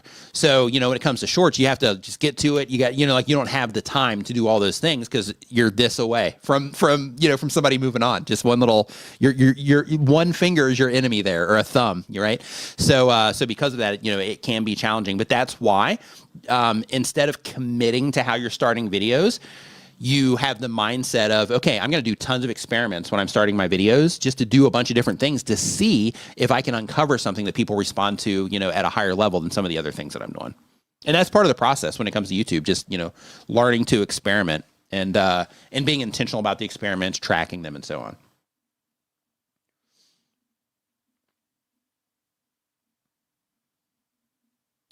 And let's see here. And Lil Crafty Nook says she just had a short do 414% viewed. Good. Looping that puppy. Yeah, it's good. Love it. Absolutely love it. So let's see here. So next up, we've got... And by the way, if you are just joining us, we are answering YouTube questions. So if you have a question about anything you're doing on YouTube, we got a form down in the description, or you can go to nickniven.com/ask, and it's going to redirect you over to the form that we are taking the questions from. So go ahead and get your question into that, and we'll get you answered on the stream here today. So next up, we've got Here, There, Everywhere, 2641. They do bi-weekly content. They do camping, hiking, and outdoor adventure content. The goal of the channel is to have fun. And the question is, hey, fellas, would love some thumbnail advice. What's better practice, including text in the thumbnail or having a screenshot from the video touched up to enhance color, brightness, etc. Thanks for all you guys do for the community and creators. Thank you for the kind words. Glad that you're enjoying the content. The answer is yes. Yeah, the answer is yes. Yeah, so in terms of the better practice of adding text or focusing on, you know, screenshots of it, you know, being touched up and stuff, like Dee mentioned, the answer is yes. So some things, you know, they might need text attached to them. Other things, no. But the important thing is that YouTube now gives us the A/B testing tool where we can actually test those things with every video that we publish. So I'm going to pull up your channel here real quick. Okay, so let's see here. Here, there, everywhere. Yeah, this is one of those situations, right, where we were talking about it before. So we have here, there, everywhere up here, there, everywhere here, and we have the here, there, everywhere in the handle. See that? Yeah, wild. So with this, I need to change my mode here. Do this over here real quick. We'll go to full screen. There we go. Okay, so let's see here. Looking at your thumbnail. So I'm not sure what the text is on here. But one thing that I would definitely do, let me just go to your videos tab, see what it is that you're doing. Okay, so no real outliers here. So yeah, so one thing that I would definitely do is all of these videos that you have with text on them, I would do another version where you're not using text. Some things that I think that you're doing really, really good here is if we look at this one here, you are, like it's clear that you're doing something when it comes to hiking. Right, because you're in the picture, you have the backpack, you know, that kind of stuff. You know, just for the sake of emphasis, because your text is currently, in my opinion, D, I'm not sure what your thoughts are, But like in this particular, thumbnail. Which one are you looking at? This one right here that's in motion right now. Okay. So in that particular thumbnail, the text is kind of taken away, but because I can't read the text, I'm not sure what it says. But, having a little bit more emphasis on, you with the backpack, that would just kind of sell it at smaller sizes, that it has something to do with hiking. But the text might already do that. I'm not sure. But I would definitely, experiment with uploading videos using their A/B testing feature with and without the text on there to see if you find consistently which one performs best. And if it's different per video, then you'll also get data back from YouTube on a per video basis, which one people are responding to better. Yeah, I would test, and stop me if you said this, because I kind of tuned out while I was listening to you there. I would also test to see if your audience responds better to you being in the thumbnail versus just overall scenery. Mm-hmm. Right? I don't know if you said that or not. I didn't. But I was looking at it while you were addition. speaking. Yep. Because you never know what somebody's going to respond to. Sometimes we think, oh, my audience is here because of this, but they're not really there because of that. Right. Like, you don't know until you test it. Right. So I would test, A/B test the thumbnails. Do they respond better with me in it? Do they respond better in it with me in it with text, with me in it without text, or with nothing in it but beautiful scenery? Mm-hmm. Do they respond better to me if I'm in it and I'm closer to the camera versus if I'm smaller and it shows scale? Yep. Right? Does it show me in this magnificent place that I'm hiking through? So those are things that I would test to see which one's going to resonate the most with your audience. Yeah, other things too, and this is where Photoshop and stuff like that will come in handy, and I'm just going to do two of them here so we can... Oh, go ahead, D. I was going to say, while you're doing that, I also want to say, because I see the one here with you in Marrakesh, what you come up with for one testing, right? So if you're hiking, a particular hiking video, your audience might respond better with a particular style of thumbnail. But when you're actually in a city and you're sitting down with people, the locals, they might react to a different type of thumbnail. So don't think, because I just see you have different types of thumbnails that are happening here. Don't think that there's going to be a catch-all. Mm-hmm. A lot of times it's going to change. And it can even change based on your traffic sources. Yes. Right? Search traffic might respond differently than if it's browse traffic. So just something to think about. Keep test. D is brutally honest. Always be. Hold on, was that bad? What? Brutally honest? No. When you were when you said that you completely tuned me out. Oh, yeah. I was like, wait a minute. I was like, did I say something bad about this channel? I was like, no, I think this is great. See, he's so used to doing that he didn't even notice that. No, he said. I thought you were talking about something I said about the channel, and I'm thinking to myself, wait a minute, what? I didn't say anything. So another thing, really quick, that I want to bring to your attention also is in this area right here, where you have your text, right? Is I would also consider using text that is super easy to read, because right now, in addition to the text being challenging to read at small sizes, you're also putting the black bar behind it that doesn't really encompass the text, or doesn't contain the text, and because of that also is a readability problem. So because of that, I would just be careful when it comes to that sort of thing. And also, if we scroll down here and we look in this area down here in the bottom, you can see even at a small size how it makes it challenging to read what it says on the thumbnail.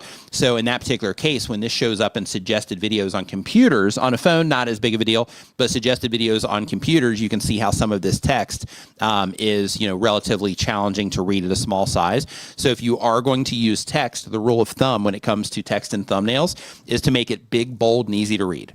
Right? Big, bold, easy to read. Big, bold, easy to read. Big, bold, easy to read. And if you can do that, then you're, if you are using text, then that will, help make the text, as effective as possible. iFun Chris, thanks for the super chat, man. Appreciate it. Thank you, Chris. And one more thing, your thumbnail there, I ended up in a goat farm. It says, why is there not a close-up of you and the goat? Yeah, right. Why are you not in a picture being surrounded by goats? That's great. Where do you see that one at? One of the ones that you just pulled up. Oh, okay. Down, these two, I think. Down, right there. Nope. That was road trip to Italy. Above. Right there. Nope. Down. There it is. Yeah, I see it right there in the text. Okay, right. Yeah. I ended up in a goat farm. Yeah. Where are the goats? Yep. Yeah, and you're showing a street. Yeah. Good call. Yep, good call. Right. So think this stuff through when you're actually filming. Think through what you're going to put in the thumbnail. If you end up in a cool place with animals, man, get all kinds of extra shots with those animals. Get close-ups, get far away. Yeah, think of thumbnails when you're making content. Think of thumbnails, right? Surround yourself with a plethora of goats. Drown yourself in the goats. Be peeking out of goats. Right. Ride the goats. You could probably even do that. You could probably even do that nano banana just to make it more impactful right there. Yeah. So, but that was published. Why aren't you thinking of the goats? Yeah, that was published a year ago. So, I mean, it's a pretty old one, but yeah. And Joe, really quick, he says, having such a great month. This is the season my channel always does best, but this month is my highest revenue month in the channel's history. Love it. High five and fist bump to you, dude. Congratulations. Love seeing that. Absolutely love it. Yep. And Home Rapid Repairs also having a record month. Yeah, fantastic. Love seeing those. Absolutely love it. So let's see here. So next up on the list, we've got, let's see here. That's right. Ride the goats. Ride the goats. And if you're not selling merch that says ride the goats, Ride the goats. you're missing. Right. You're missing out. From the goat farm or from the goat farm video. Yeah. And Build and Fix with Mooney's having their record month too. Yeah, love it. It's absolutely that time love it. Of year. Yep, it's that time of year. Yep. Love it. So next up, we got Silver Fox Forest Designs. They upload when they have time, but on YouTube a year or more, they do drawing and art content. The question is, as a tiny creator producing real human content, which is fact-based and non-clickbait, how can I compete with channels that clickbait and have dangerous projects that won't work? For example, 5-minute crafts, who seem to get all of the attention. I find it frustrating, demotivating, and demoralizing. What's a good mindset when dealing with this? Thank you in advance. So when it comes to channels like 5-minute crafts, it's important to know that 5-minute crafts specifically, they have like strategists behind the channel. Like it's not just some creator making content. Like they have teams of people making content. They have strategists that they pay to, to help them come up with ideas, to help them package those ideas in the right way. When they're, when they make the videos, they're reviewing those videos and saying, cut this, the story doesn't match here, what you're building here. You need to cut this because it gets boring. Like, they have people that are experts at that stuff that are helping them through that content. So in terms of looking at them as competition, I wouldn't necessarily look at them as competition, even though they are, just because what they're able to offer is not what you're currently able to offer in terms of, how they're doing things. With that said, though, because what they're offering and how they're offering it is so effective, it is good to look at that and say, okay, well, what is it that they're doing? And can I apply any of this to what it is that I'm doing? Now, you mentioned here that you are not wanting to be clickbait or anything like that. So one thing that I do want to just kind of clarify here is when it comes to clickbait, and this is just, it might be, semantics a little bit, but when it comes to clickbait is where you're misleading people, right? So clickbait is wildly different than being compelling. So with 5-minute crafts, and you mentioned that, a lot of their stuff doesn't work, which kind of would make it, clickbaity. But in terms of people, watching it, seeing an action that they can take, enjoying the video, all those things, those are still in place, which is why they do well. And when it comes to, Can I jump in here for 1 second? Yeah, absolutely. Go. I don't watch 5-minute crafts because I want to replicate what they make. I watch 5-minute crafts because I know they make crazy stuff. Oh, interesting. So you have to think about why someone might be watching a video. Right? Some people might want to watch that stuff. I have no desire to make the things that they want to make. But you're like, wow, they made a sprinkler out of a water bottle. Interesting. Right. They are entertainment for me. So I have no desire to make what they want to make. So I just want to put that out there. You need to think about why somebody might be watching particular channels, and it's not always what you think. Yeah. Yeah, and in your case, because you're drawing content, they're definitely not competition. 5-minute crafts. Like with what it is that you're doing, you're more in alignment with like Beanie Draws. So with Beanie Draws, who's also in the chat here, he also draws dinosaurs, which it looks like, something that you're doing a lot of as well. Awesome. Yeah. So it looks like you're doing dinosaurs, then you have like other creatures that you come up with, which is pretty cool. So when it comes to being clickbaity, just to kind of come back to that. So there's a difference in presenting like your content. So here you have watch this pink dragon come to life. So with this, if you're, sketching it, you're doing like a time lapse or, something like that, then in that case, you're being true to the experience. But when YouTube's recommending this to people, they're just not responding to that experience. So because of that, you have to think, okay, well, if people aren't responding to this experience, is there a way that I can give them another experience that they might respond to? And in that case, that experience might be specifically with what you're doing, because I'm looking at your drawings and you're really good at drawing. So one of the things that you might be able to do to change that experience for people is to teach them how to do what it is that you do and just kind of share your thoughts as you're drawing. So then you could actually change this from watch this pink dragon come to life to, learn how to draw a pink dragon step by step, or learn how to draw a dragon like this step by step. And by making that type of change, you're changing the value or the perceived value of that video from the outside.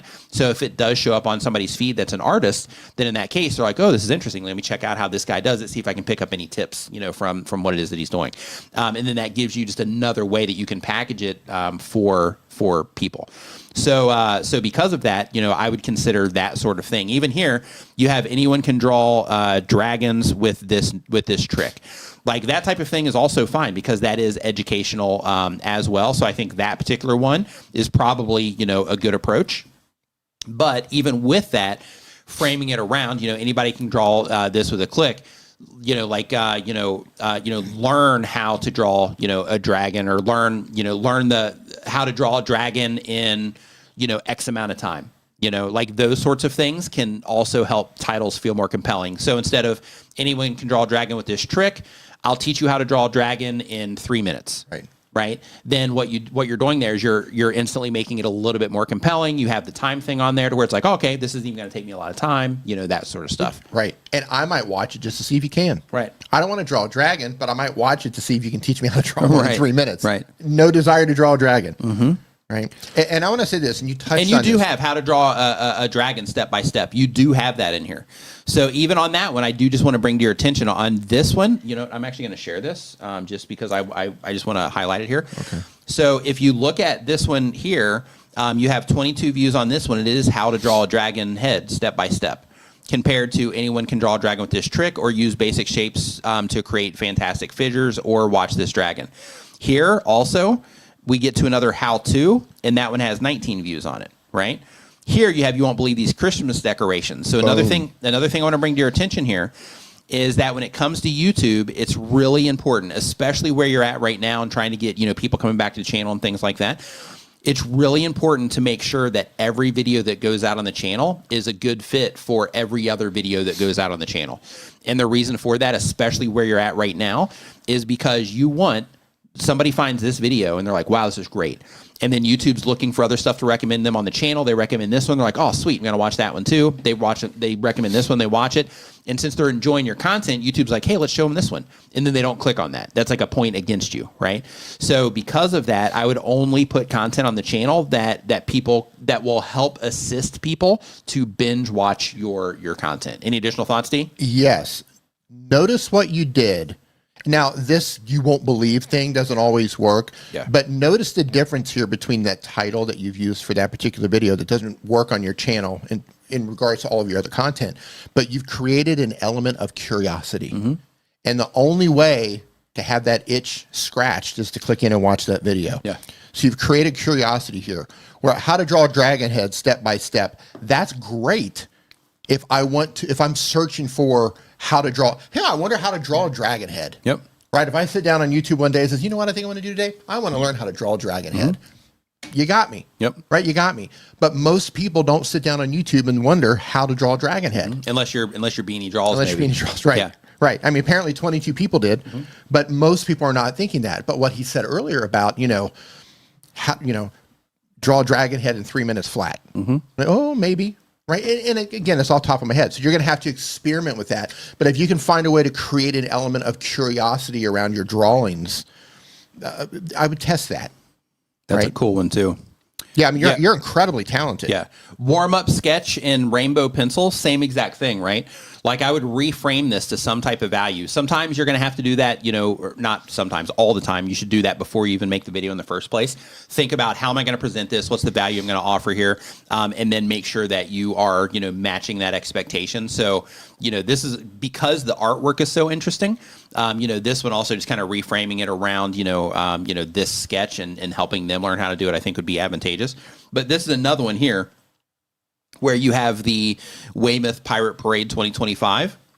And this is another one Similar to the Christmas video that you made where, you know, you're putting yourself in a position where you're bringing in the wrong people to your channel, because these people, a majority of people that are, you know, enjoying this video and this video, unfortunately, are probably not going to be into like the drawing content. There might be some in there, but, you know, if you had more, you know, Christmas type content, something like that, or if you had more content around this area, that sort of thing, or you had a channel about that, it would be different. But since a majority of your channels around drawing and art, videos like this don't really have a place on your channel. So the rule of thumb when it comes to this is to move this type of content, or just publish this type of content on a channel that, you know, is made for that. Right? Or a channel that you have is just kind of a throwaway channel that you put that kind of stuff on there. Like, hey, I want to share these experiences. But when you're trying to grow a YouTube channel, it's important to think of it through the lens of, I'm building an archive of work here. I'm building a resource for people that are trying to learn how to draw in this case, or for everybody, you know, so this applies to everybody here. I'm building a resource of content for a certain type of viewer that's interested in these specific things. And then make sure that every video that goes on the channel is a good fit for that type of viewer that you're trying to reach. So hopefully that helps. Yep. And you brought up Brightside earlier. And I didn't bring up Brightside. 5-minute crafts. 5-minute crafts. Sorry. Yeah, that was from their question. Yeah. It's easy as someone who's new to YouTube and trying to figure all of this out. It's really easy for us to want to compare ourselves to other successful channels. Mm-hmm. Why is this channel doing so well? Why are they growing so much faster? They've been on YouTube for 10 years. Right. But my point is, you don't know how long they've been at this unless you research it, but you don't know the skills that they brought to the table when they've started, and you don't know about their team. And I bring this up because you mentioned their team. Mm-hmm. So one of my favorite channels on YouTube is Kurzgesagt in a nutshell. Mm-hmm. I didn't know they had 70, I think it was 71. They're spectacular. Right. They have, I think it's 70 something. Thanks, Doug. People working on that channel. 70 plus people working on a single YouTube channel. Mm. Like, let that marinate for a minute. Yep. So if you are trying to create content like them, first of all, I wish you the best of luck, but you might look at that channel and just go, how are they doing this? You know, and it's just you. Yep. You're just somebody sitting down trying to figure out how to do all this stuff yourself. They're working with a team of 70 something people. Yep. Like, you can't compete on certain scales. Yeah.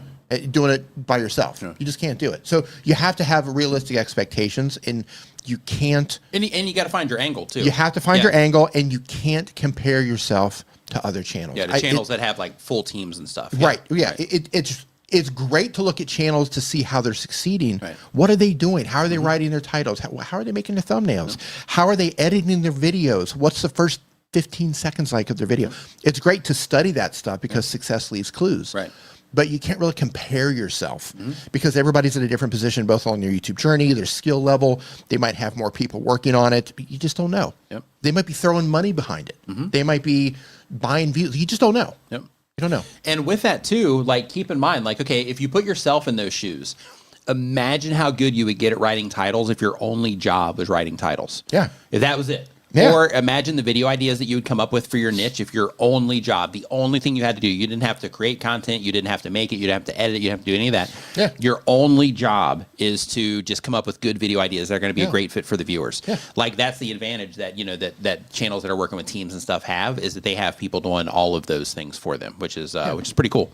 Hey, so Sue, really quick, Tan going in the kitchen. Thanks for joining us, Sue.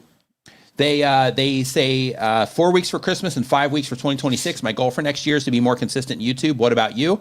Yeah, same for me. So once 2026 hits, right now I'm like in grind mode because I'm trying to get a bunch of stuff done for 2026. And then once we roll over there, I'm going to be rock solid consistent for 2026. So I'm just trying to, you know, kind of get everything ready. And then once everything is ready, then yeah, I'll be rock solid. So fortunately, you know, with this live stream, it helps me in terms of consistency because this is such a natural part of my lifestyle because I've been doing it for so long that this is almost like just something that happens, not something that I have to, like, you know, try to do, right? Because it's just, we've just been doing it for so long. It's just kind of like, well, this is just what we do on Saturday. Right. That's like, what you do. It's not like there's not other options, right? Unless someone is sick or too tired or out of town. Right. This is just what you do on Saturday. This is what we do.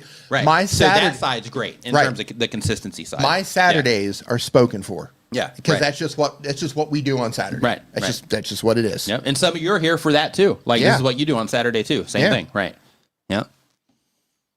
Tango in the kitchen says I can't even draw a circle without help. Yeah, I'm kind of the same. You know what's funny about that is most people can't draw like a real circle. It's supposedly impressive. Have you seen those boards where they do the thing? That's what I'm referencing. Yeah. Yeah. It's like impressive for people to draw like a real circle, not like a like an offset circle or whatever, but like a real circle. That's supposed to be a really challenging thing to do. Yep. I hold the record. For what? For Fairfield High School, the most consecutive perfect circles drawn. Oh, that's funny. For senior year in high school. That's great. Yeah. I have a plaque that's in the auditorium and everything. Yeah, it's impressive. Hey, another thing I want to mention here, and this is from Home Rapid Repair, and this is just important, for those of you that are new or you're struggling on YouTube. He mentioned here that YouTube is showing you the best performing videos in your feed, and then we feel bad because we can't keep up with some of those videos. 100%. So yeah, just keep all that in mind too, right? Like, and try to find your place, your community, your lane, all of that stuff. It's hard. Yep. It's really hard. Look, but you can do it though. You can do it. You can do it. You got this. I like to say that YouTube it's a lot of work. It's a lot of work physically. It's a lot of work mentally. There's a lot of skills that we have to learn. We have to wear a lot of hats. We have to. I'm not wearing a hat. That's Yep. We have to juggle the mental health side of things so we don't burn out, so we don't just get overwhelmed. We have to do a lot of things as creators. And it can be overwhelming, and it makes it worse. I feel when we start comparing ourselves to other channels and why are they succeeding and I'm not. It's good to wonder, but comparing yourself is where it'll do your head in. Yeah, it really will. Yeah, Amy says SpongeBob has the best method for drawing a circle. Start with the Mona Lisa and erase everything until you have a circle. Oh, that's great. Love it. All right. So next up, we've got Hidden Jackpots. Hidden Jackpots, they upload one time per week or more. The type of channels, Niagara Falls videos, food, hotel, food reviews, tips and tricks, and Niagara attractions. And the question is, how much do hashtags matter? How many is too many? How do I find really good ones that will draw people? When I type Niagara Falls in the search, it only shows what I've searched, not what others are searching. So when you type in Niagara Falls, so you'll see what you've searched with a little history icon next to it. Everything else is what other people have searched for. So you can also do the same exact thing on Google as well and find things that people are looking for there. So the same thing that I demonstrated earlier with a channel about going to YouTube and typing things into the search bar, you can definitely do that around Niagara Falls. Just make sure that after you type in Niagara Falls that you hit the space button and then you do A and then B, and then also where in Niagara Falls, space A, B, C, is Niagara Falls, space A, B, C, right? And you start going through all of those processes to figure out what people are looking for. If you're somebody that uses my new creator app on an iPhone, if you go into the video idea section, you can just type in, like in your case, you could just type in Niagara Falls, and then it would show you all of the things and all the different ways that up to 300 different ways, as long as people are looking for it in that many different ways. It'll show you all the different ways that people are looking for the content that you make. So, you can use stuff like that as well. But yeah, when it comes to... They also ask how important. Yeah, so when it comes to hashtags, though, because what I'm talking about is just finding those things that people are looking for. But when it comes to hashtags,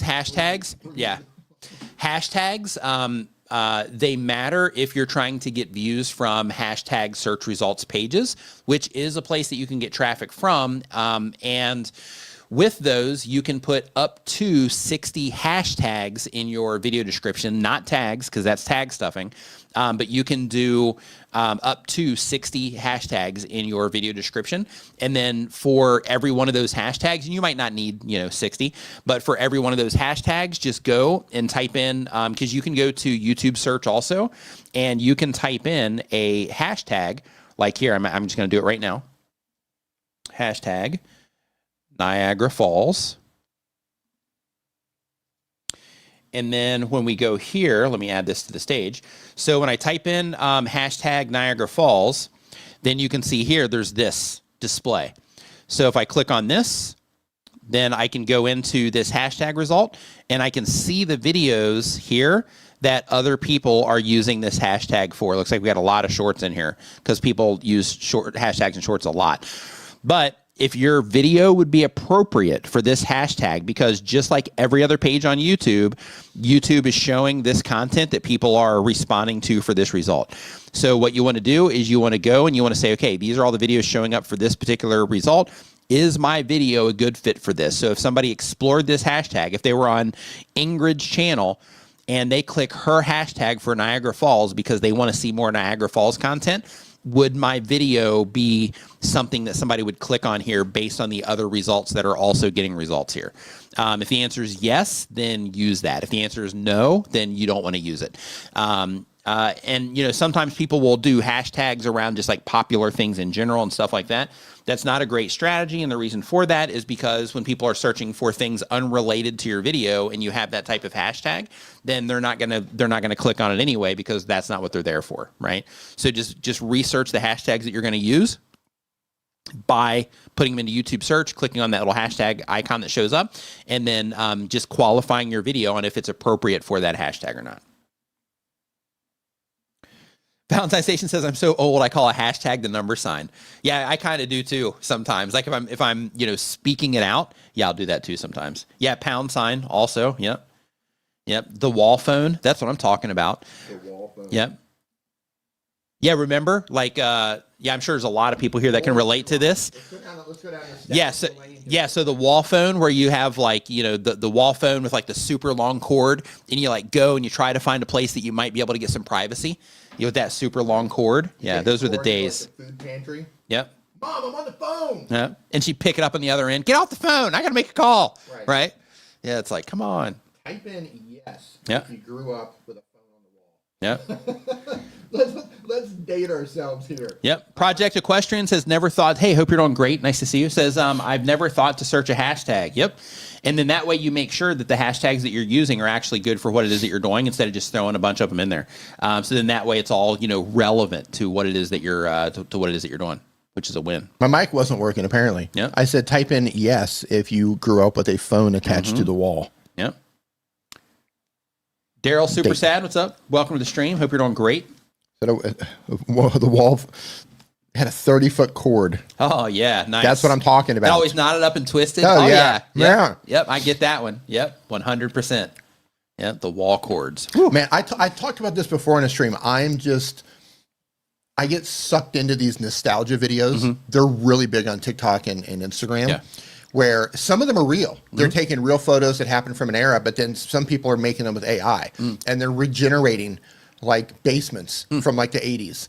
And it'll be like the wood paneling and like the furry carpet, and all the furniture will look like from the 80s. Like the puke green carpet. Yeah, like the puke green, right, like puke green carpet with like the wood paneling and like the TV, like everything is just like from the 80s, and you see it and you're just like, oh my God. Like, I would give anything just to go back to that for like one day. Yeah.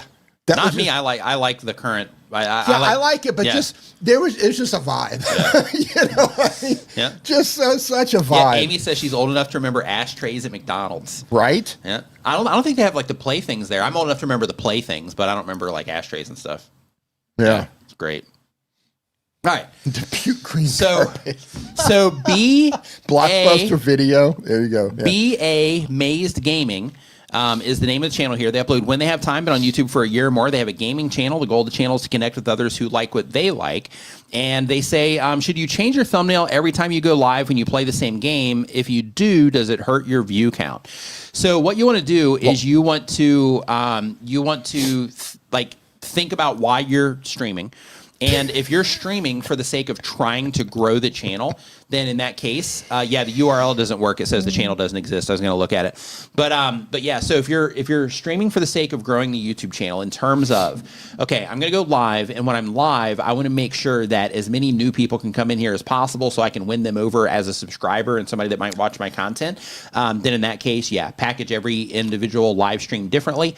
If you are trying to grow, or you're doing your live stream for the sake of just connecting with the community that you already have, then in that case, that's where using templates and things like like that can be okay, kind of like we do. And the whole thing there is it just helps the people that are already involved recognize that it's your stuff. That's it. And then as a part of that, one thing that I do is for the new people also is we use the template since this is mainly a community stream.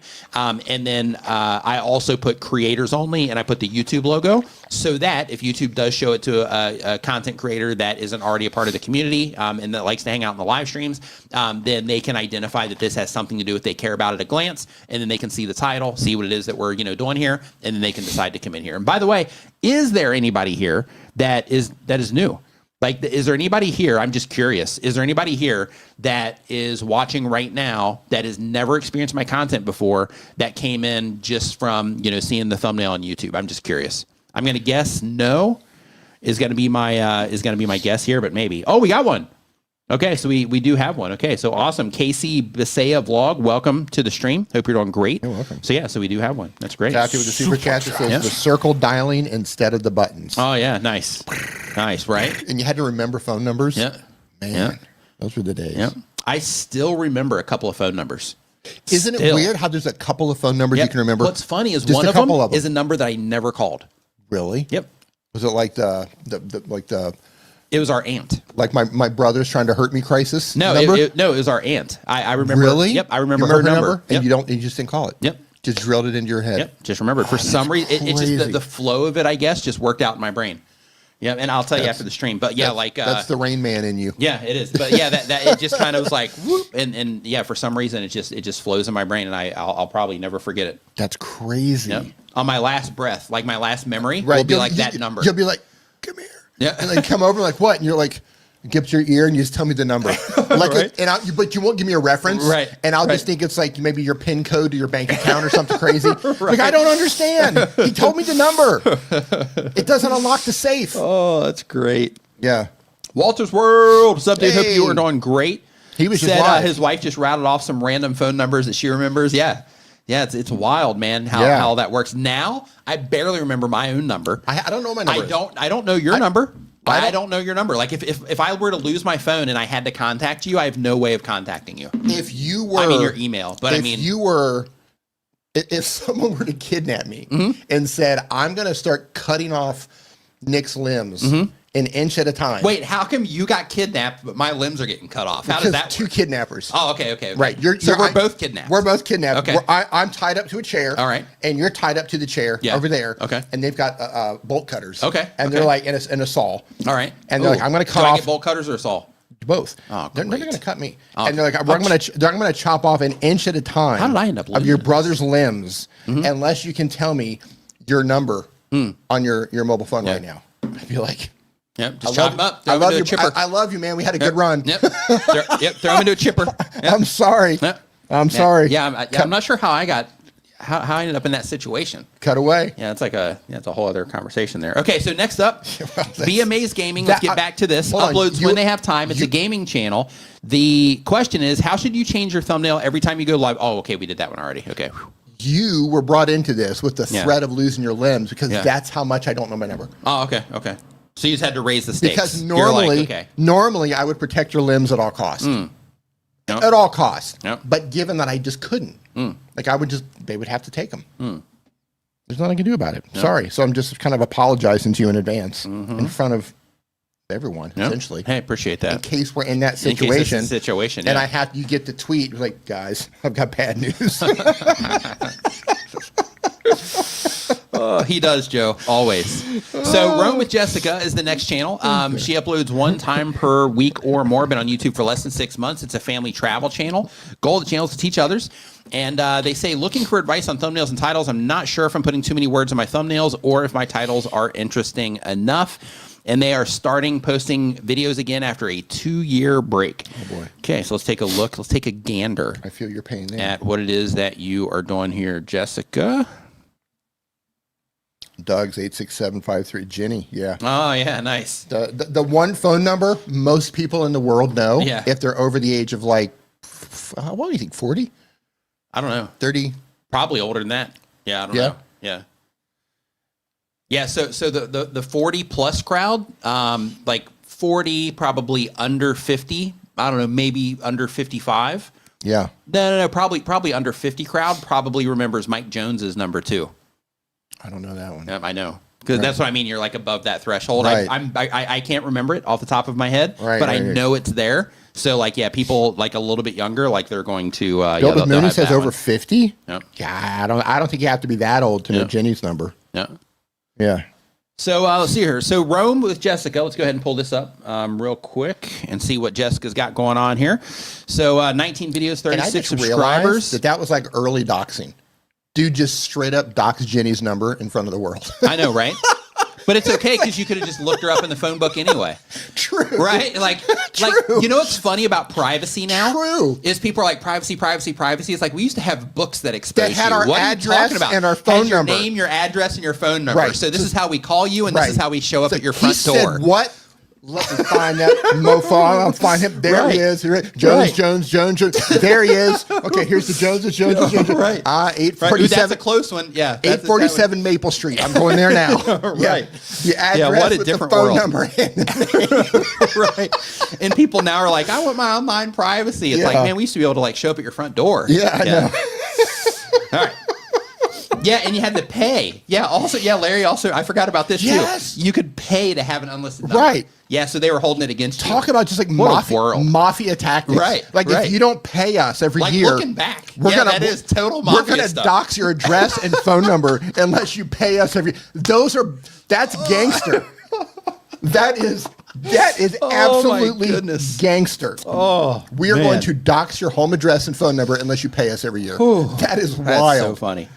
Walter's World, thanks for the super chat, man. Super appreciate it. Happy Thanksgiving to you as well. Hey. Thanks to my favorite hypothetically kidnapped brothers.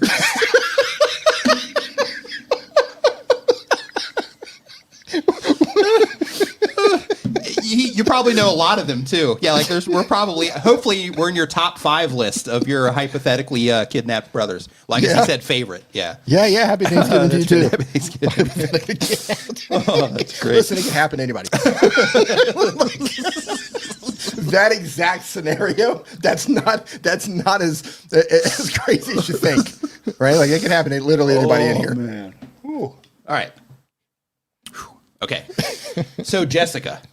Okay, we're looking at thumbnails and titles here. We have to pay to not get doxxed. Yeah, it's crazy. What is going on? Yeah. Can we get like a class action lawsuit against all those? Right. Like, Brad needs to go back and sue those companies into oblivion. Okay, let's see here. Yeah, you're in our book unless you pay us. Oh my God. All right, so we are looking at thumbnails and titles, D. So she's wanting to know just opinions, thoughts on thumbnails and titles. So in terms of your titles, I think top 10 playgrounds in the South Island of New Zealand.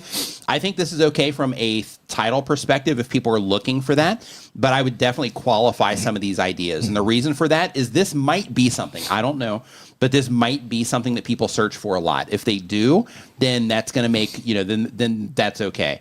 But if this is not something that, a lot of people search for, then in that case, I would lean more towards content that people do look for more. If you are trying to go for YouTube search, which is this, what this is more, about. Here, playing the perfect Milford sound. Yeah, go ahead, D. I have a take on this. You don't have to double up your text in your thumbnail. Mm-hmm. So I would do 2 things here. If you are targeting New Zealand, for example, I would make sure that New Zealand is always in your titles. Mm-hmm. And then for your thumbnails, I would come up with 2 or 3 words to put in your thumbnails that doesn't necessarily duplicate what your title says. Mm-hmm. It could just be something as New Zealand. I don't know what your strategy is, but you don't have to just copy the exact same thing and put it in there. Yeah. And with this also, just another thing to bring to your attention, and I know that you are going for like New Zealand and you're going for playgrounds, but one thing that I would think about when it comes to your thumbnail is you're really trying to connect with people that care about the playgrounds too. Because, the people that are looking into the South Island, New Zealand stuff, like if they're looking into that, then you're probably going to show them something else. But when it comes to people with this particular video, if they're looking for playgrounds specifically, I would also focus the imagery more on the playgrounds. So then that way, you you have just a bigger, obvious, playground here instead of it being small. And the reason for that is just on, smaller displays, this isn't going to stand out as much. So here, let me show you really quick. So if you look down here, right, in this area, you can see that at a smaller size, it's going to be just a smidge smaller on your screen, depending on, what you're watching this on. But if you look down here at a smaller size, the playground itself is almost like not visible at all, right? Like you can't make it out, to be an obvious playground. So when you are trying to reach people that care about a specific thing, then in that case, trying to make sure that you're focusing on that thing in the imagery is a good rule of thumb. Just as an example here before Nick moves on, and this is something that you would have to actually test to see what your audience is going to respond to. Go back to the playgrounds. Okay. So you have like top 10 playgrounds in South Islands, New Zealand. That's fine if that's what you're going for, but the text on there could just be something like safest playgrounds. Mm-hmm. Or something like that. So you can actually get two messages going on. Yes. So you can have your title. Yeah, your title complimentary. Right. Yep. Your title is one thing, and then the text you're putting in your thumbnail is complimentary. Mm-hmm. Just something to think about. And you're going to have to test it to try to figure out what type of words work best with your audience. What lures them in? What compels them to click? Mm-hmm. Hey, Larisha, what's going on? Hope you're doing great. So when it comes to this, also another thing just to think about is. I don't know the play that you're making here from a strategy perspective, but when it comes to, videos like this type of thing is great for search just because it is so, like very niche down, right? In terms of you're not just looking for playgrounds, you're looking for playgrounds on South Island in New Zealand, not even just New Zealand, but on South Island. So you're going for like really long tail stuff here. So this isn't necessarily a great play for recommendations. You might get some recommendation traffic from it, but it's not amazing for that, but you might do okay long-term for search here. And you might also do well when it comes to Google for search there if people are looking for this. Now, when it comes here, you have the Milford Sound, playing the perfect cruise. I think this is okay if that's what Milford Sound looks like, which I'm assuming it is. I think your thumbnail here is okay, but here, like Dee mentioned, you are doubling up the plan the perfect cruise text here. So this is another one to where having it, instead of plan the perfect cruise, it could be just Milford Sound, or it could be something like, the cruise of your life, or, something like that. It doesn't have to be that sensational, but the idea is to just leverage, that text like Dee was talking about in a better way. And then plan the perfect Milford cruise, watch before booking. This is also, pretty good. I love that you have the watch before booking on here.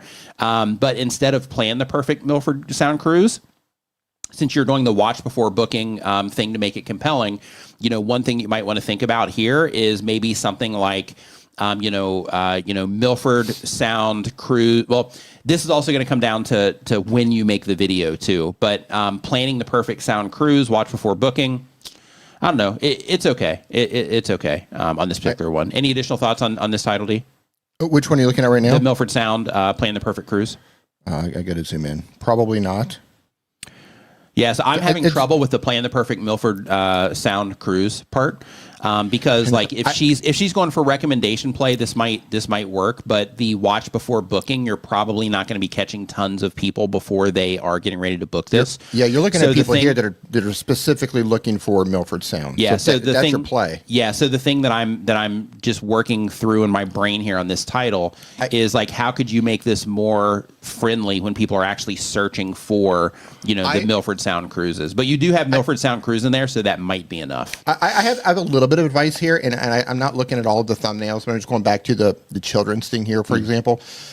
You can get too niche with something to where you kind of paint yourself into a corner where not a lot of people are looking for something. For example, but it looks like they're trying to be a resource for New Zealand, so it looks like they're going to put everything on here, which is a good play. That's a good play. Hear me out. Mm-hmm. When you think about top 10 playgrounds in the South Island for New Zealand, what you're doing here to qualify a viewer, they need to be interested in New Zealand, they need to be interested in South Island, and they need to be interested in playgrounds. Mm-hmm. That's incredibly niche. Yes. And that might work. Yeah. But what might get more broad views starting out to help build momentum is, what about if it was a list video that was about top New Zealand spots for children or for families? And then you kind of go Gets you a little bit wider. Right. Yeah. Gives you a wider net instead of trying to like hyper focus down into playgrounds, which is incredibly niche. Mm-hmm. We've got some really good recommendations in the chat too. You put a wider net out there, and you target families. You target people traveling with children. Yeah. In New Zealand, right? You've got a wider net, and then within that, you can talk about some playgrounds. Yeah, family activities in New Zealand. Right. Yeah, right. Scale Train Station mentioned here also. It kind of scrolled out of view here, so let me go to this one. But like, and of course, this type of thing starts at the topic level, right? So when we're kind of repackaging this one.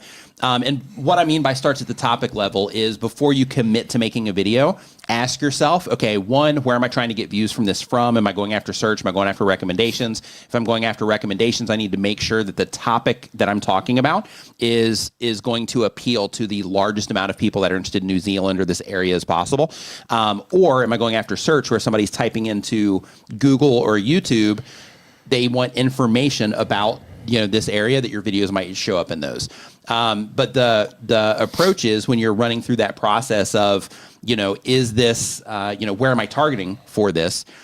And you understand that before you make the video, that's where you can adjust the format. Like in this example here, Scale Train Station says 6 things you can't miss on the Milford cruise, watch before booking, right? So that's another one to where, you would just repackage what it is that you're offering, or not repackage, but you would just kind of change what it is that you're offering there to make the whole thing more impactful, including the topic. And an important thing to know when it comes to YouTube is topic is king. Like the topic matters more than like anything else, because sometimes if the topic is a home run, like even the thumbnail itself can be like not that great, but because the topic is so important to people, they'll click on it and they'll watch it anyway, even though it might not be the best. So like topic really carries a lot of weight. And sometimes it might all be perfect, but the topic isn't. And because of that, it doesn't go anywhere, right? So so it's really important to spend the time on the topics, because that can make a really big difference. But I think your approach here, it looks to me like you're trying to be a resource of content for this area. And with that, you're going to go through and answer all the questions that people have about it. And I think all of that is absolutely, fantastic and a good approach. But I would try to think of how you can widen this up a little bit, to increase the amount of people that, it could possibly impact if possible. Yeah. Like once you build that channel momentum, it's a little bit easier. Yeah, you'll be fine. Yeah, you'll be fine then. You're fine because you can niche out a little bit more, but to get that ball rolling, to build the momentum, throwing a little bit of a wider net. Yeah. Yeah, she said that she did think the playground video was a bit too niche down, but there is a place for that, though. I do want to be clear. There is a place. Oops, sorry, wrong one. There is a place for that. So when it comes to those things that are super niche down, like that's one of those things to where like I don't know what you're doing on your channel. So if you are it looks like you're doing like travel guides and hiking info and stuff. So you might be running like a business on the backside of this. If so, then what you're doing is really smart, going for those like, super long tail terms, because one, they're going to be less competitive. So when people are looking for that, the amount of options of videos that they're going to have to watch is going to be lower than if you are going for something that has that broader appeal. So then you're the solution for that, right? So that type of thing can be really valuable to where you're one of the few things showing up for that when it comes to exact match, searches. Compared to on YouTube and on Google, compared to something that you're going for that that you're trying to get more broad. So there's definitely a place for it. And if the whole thing that you're after for if you are running a business on the back end of this is to just answer every question that somebody has about New Zealand, so that all of those answers are going to point to you, then you're taking a good approach. But I would work on the imagery, things that you're focused on in the imagery, like we were talking about before, for the sake of just making it instantly recognizable, even if it shows up on a small size somewhere. On the platform, on whatever devices. Caduke, what's up, Caduke? Next. Let's see here. Melinda Elliott says, I'm still amused by the adverts I get here that sort of cover the chat. Also, you're getting advertising that covers the chat. Yeah, that's not good. YouTube and their ads. Hey, Victor, glad that you are enjoying the content and that you find it helpful. Appreciate that.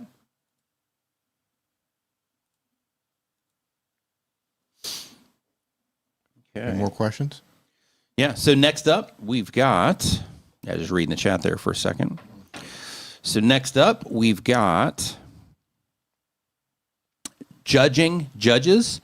They upload 1 time per week or more. They do court hearings, Zoom proceedings. The goal of the channel is to quit their job and be a full-time creator. Awesome. And the question is overall impressions and what I can do to improve and attract more subscribers.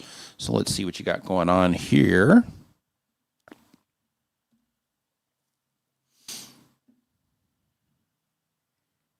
You pulling them up? Yeah, give me 1 second. All right. You guys had to do like a quick check there. Wow. Whoa. Yep. So next up on the list here, we've got the judging judges. So let's see what you got going on here. Judging judges, court wisdom for court watchers. So this is one of those things that I was actually talking about earlier in the stream where this isn't going to move the needle. I'm just trying to bring it to your attention and for everybody here because a lot of people do this.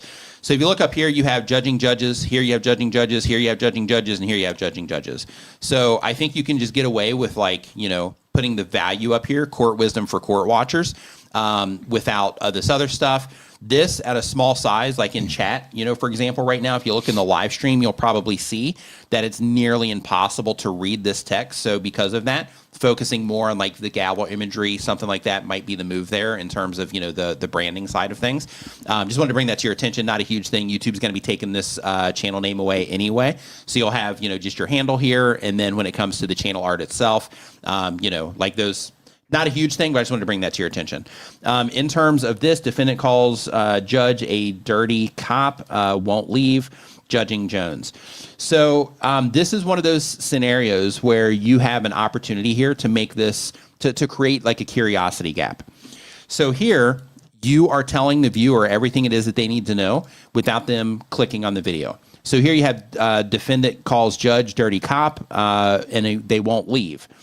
So with this, you're telling people what happened and you're telling people that the person won't leave, but you don't have anything else going on. So here, instead of defendant calls judge a dirty cop and won't leave, having something like, defendant calls judge dirty cop, you won't believe what happens next would be more impactful than what it is that you're doing right here that gives all of that information away. Another thing is you have judging judges in your titles. You don't have to put that in there either. So this type of thing it's not going to help you here on YouTube. So I wouldn't even worry about that. If you've just been doing it forever and you're doing it for that reason, it's fine. You can keep it. But that isn't, really going to make or break anything. So I just want to bring that to your attention. Judge McNally calls out daycare's obscene late fees. Yeah, this is another one to where you're just kind of giving away everything, right? Like this is what they do. So trying to build curiosity gaps around this stuff is definitely something that I would try to do to where it makes somebody be like, oh, I want to click on this so that I can see what happened. For this type of content, that would be the approach that I would take. Judge Mogan loses patience with pro SE couple. Same exact thing here. Like you're telling people what happens already before they even need to click on the video. So in this video, the judge loses patience. So for people that want to see what happened and why they lose patience, that's fine. But you definitely have the opportunity here to make all of these, a lot more compelling. And I would also lose the emoji here in the beginning too, just for the sake of readability, so people can quickly get into what it is that they need to know. Next. Okay. So we'll do one more here. Okay. And then we are going to switch over into a member stream, and we're going to see how that goes in case the members need anything. Okay. So Marius Mateu is our next question here. They upload every other day. They've been on YouTube for a year or more. The type of channel is about living in the UK as a Romanian. The goal is to be a full-time creator. And the question is, are the views down generally? My views dropped recently. No. So there is like seasonality when it comes to YouTube and all of that. Kids go back to school, those sort of things happen. But when it comes to YouTube, when our views drop, it's usually based around the decisions that we're making. And you'll see when your views drop, you'll see other channels are coming up. I don't know if you're in the chat earlier, but we've had several people in here talking about how they're having like record months and stuff like that. So in terms of views dropping, it's usually around the decisions that we make in the content, more so than it is YouTube. Okay, so a couple things. So we are getting ready to transition this into a members-only stream so that we can, just chat it up with the members, see if the members need anything, if they need feedback on their channels, that sort of thing.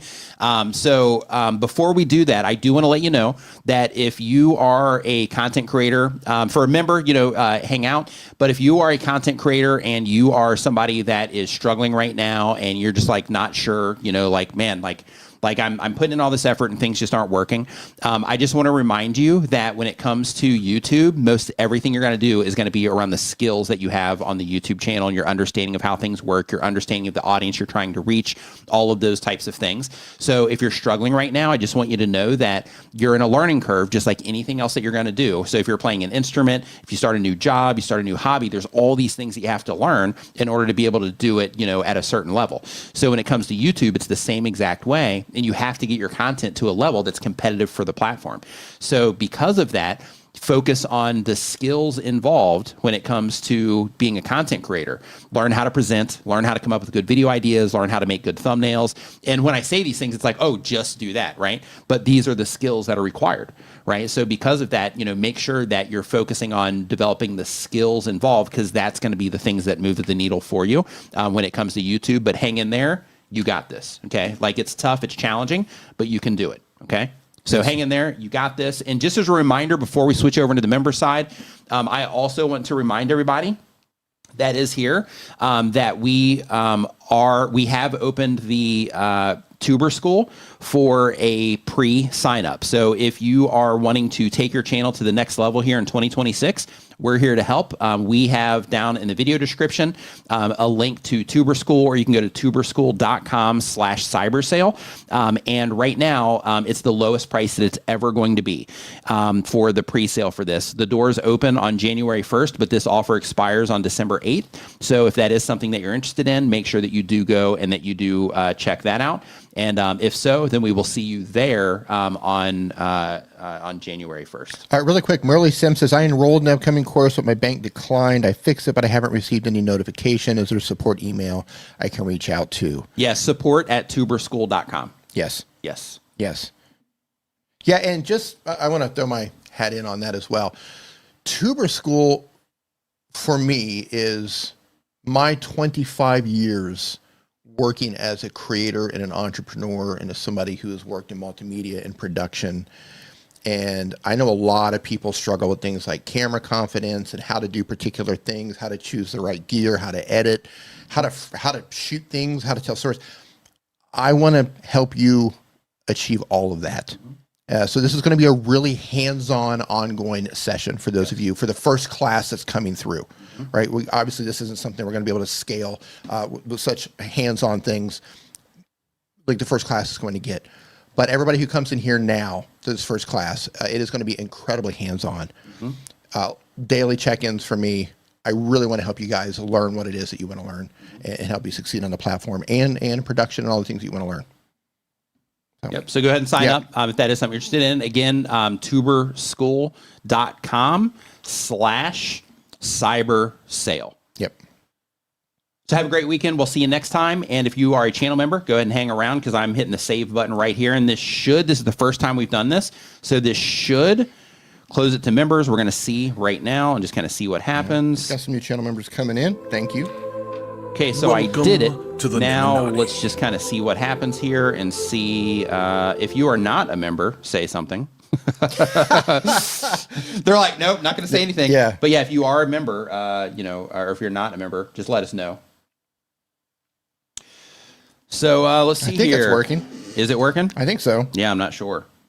So we'll see. Yeah, so what's up, y'all? Okay. Yeah, I hope you're doing great. So does anybody need any feedback on anything or anything like that? Because we want to, make sure that, you guys are, having a good time here, that you guys, if you need help, that you're getting it, all that stuff. So does anybody have anything here that we can help you with? Any questions that you have, anything like that? We can pull it just directly out of the chat as well. But we just wanted to, kind of lock things down and have that conversation with you guys too. And he says, Jennifer Anderson's comments about influencers didn't age well. Yeah, I didn't see that. Yeah, definitely didn't see that. Tish says, I sent you an email about Tuber School. Okay. Great. Okay. Cool. Yeah, we will get to that here a little bit later. Beanie says, can non-members still see? I think they can see. You have no idea. Yeah. You know what? I'm let me look and see. Yep. This is the first time we've done this on the channel. I think they can see, but they can't interact. So I think I'm going to find out. Kathy, pulling up your channel right now. Oh no, they can't. Okay. All right. Good. Interesting. Okay. Yep. So it said, did the number of people in here drop? Let me go look at the Yes. settings. Yes, it's only going to be members. And let me see what we got here.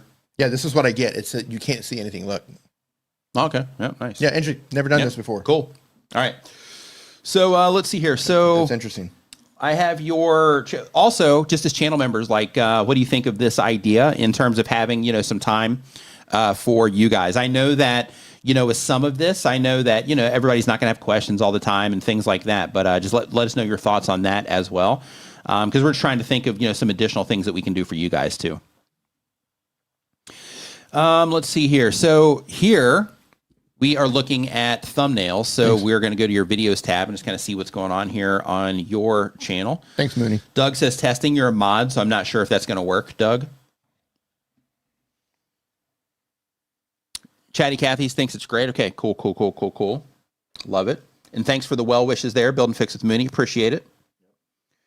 Caduck says, just love for you guys. I'm going to be at the school for sure. Just adjust me payment options this weekend. Cool. Awesome. Looking forward to seeing you in there. Okay, so let's look at Kathy's channel here. So looking at your thumbnails, let me just kind of zoom in here. So right out of the gate, one thing that I would do in your case is, because you have a 4-minute chair mobility flow and move freely anytime, anywhere. I think all of this is good. One thing that I would do, though, is I would completely remove the text that you have up here, which looks like it's just a screenshot. You can remove that in like Photoshop or probably even Nano Banana. But another thing that I would do is if you have other angles of this, I would experiment. I would do an A/B test with a 3-panel thumbnail here to where you have like maybe this in the middle, and then you have a couple different, like very different poses as well, just to help people to where if they see this, they kind of get an idea of the exercises that you're going to be taking them through. So I would do that here. When it comes to this one, Soda Pop dance workout, Hot to Go dance workout. Okay, so another thing too, just to think about, I think this is okay for a pillar. Yeah, go ahead, D. Turn my mic on. Yeah. Kathy, I'm not looking at your header. I'm not looking at the text here. But this is something I just want to give you as a first impression, okay?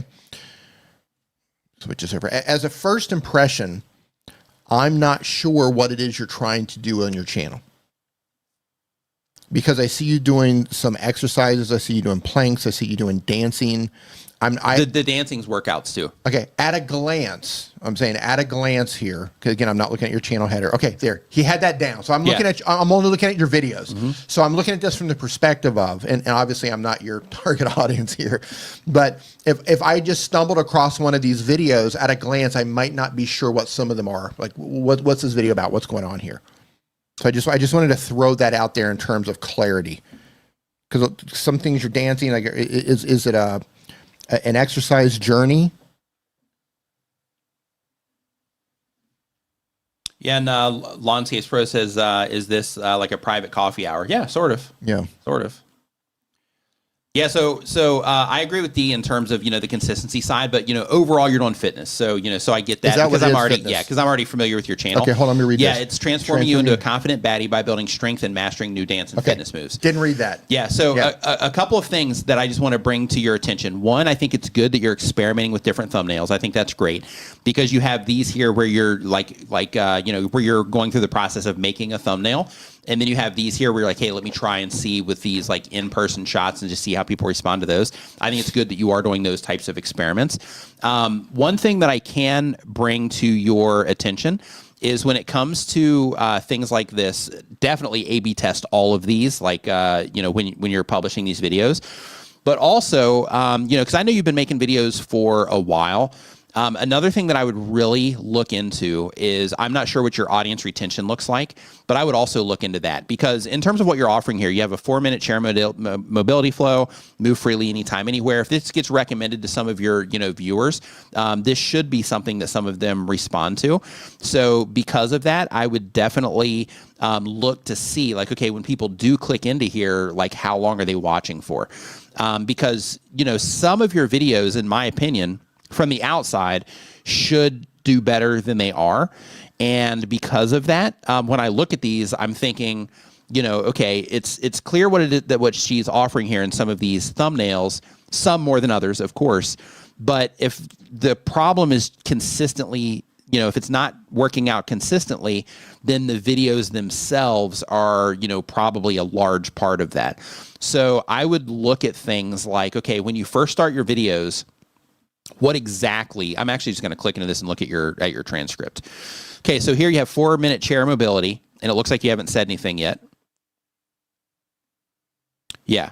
So one thing that I would definitely do is when you are starting these, maybe you're doing a voiceover. And let's get started. You're going to start with an arm circle. Okay, yeah. So it looks like you're actually possibly doing like a voiceover here. So I think that's okay. Because what I was going to say is like, okay, when you are doing these, I would definitely be trying to, capture their attention here. Because it looks like, this is your 4-minute chair mobility exercise routine. Let's get started. So one thing I want to bring to your attention here is when it comes to hooks on YouTube, this is what you're doing here is okay because you're sharing information with people. You're informing them what they're getting ready to go through.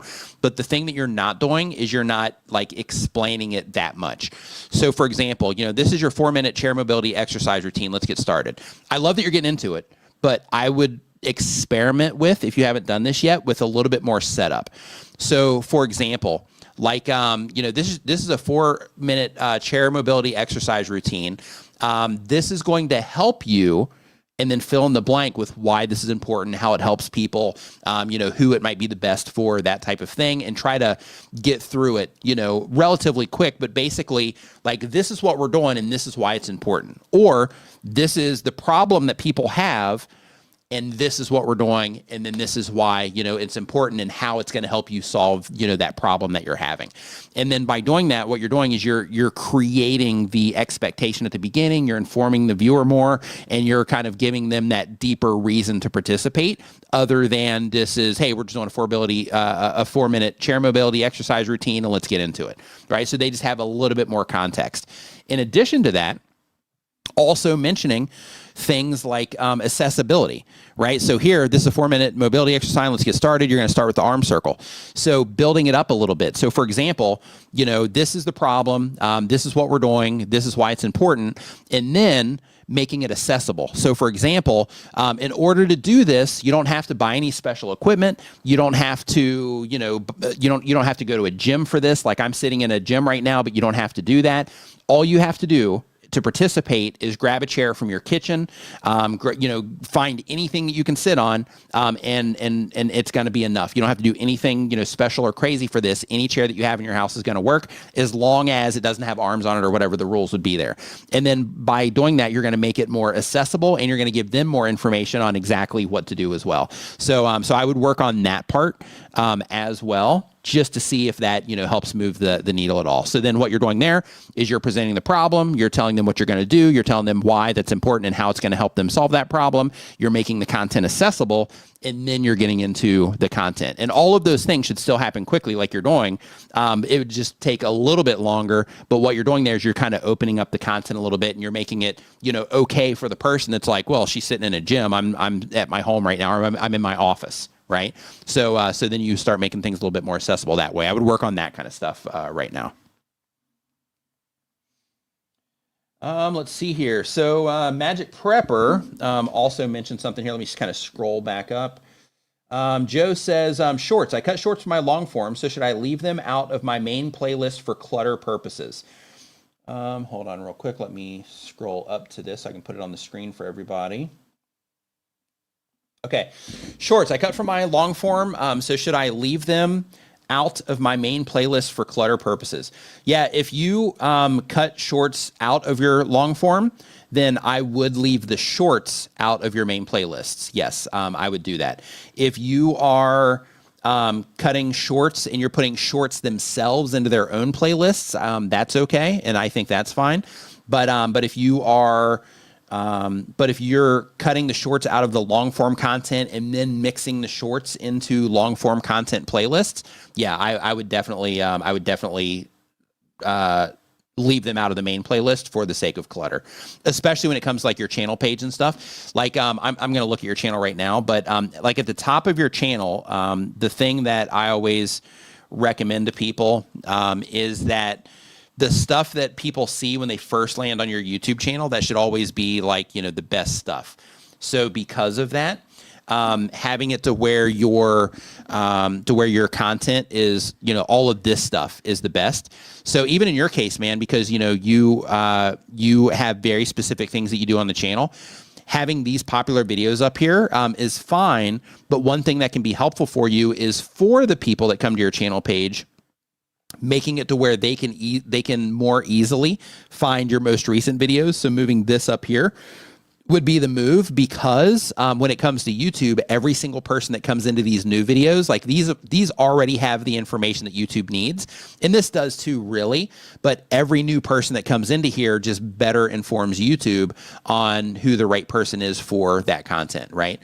So because of that, every single person you can pull in from there, if they respond to this before scrolling down the page, is just one more person in there that their system can learn from when it comes to recommending the content. So I would definitely just kind of consider moving those things around. But yeah, I would definitely not mix the shorts into the long form content playlists. Yeah, love that you're also using your community feed a lot. That's fantastic. Yeah, other things that I would do, man, because you like on your channel, because you do review like a lot of different things. I don't know if you've done this already or not in the past, but I would also start breaking these things down into like, okay, here's blenders, here is, you know, air fryers, here's, you know, this, here's that. And I would start kind of categorizing them into all the different product types that you're doing. And you might do this already in your playlists. World, tough stuff, make your own pasta at home, bloopers exposed. Yeah, it doesn't look like it. So yeah, like in your case, since you're doing like all of these playlists, I would also make them around products. So then that way, what you're gonna do here is you are going to increase the likelihood, because I know you do affiliate on this, so you're going to increase the likelihood of getting more affiliate sales. And let me explain why.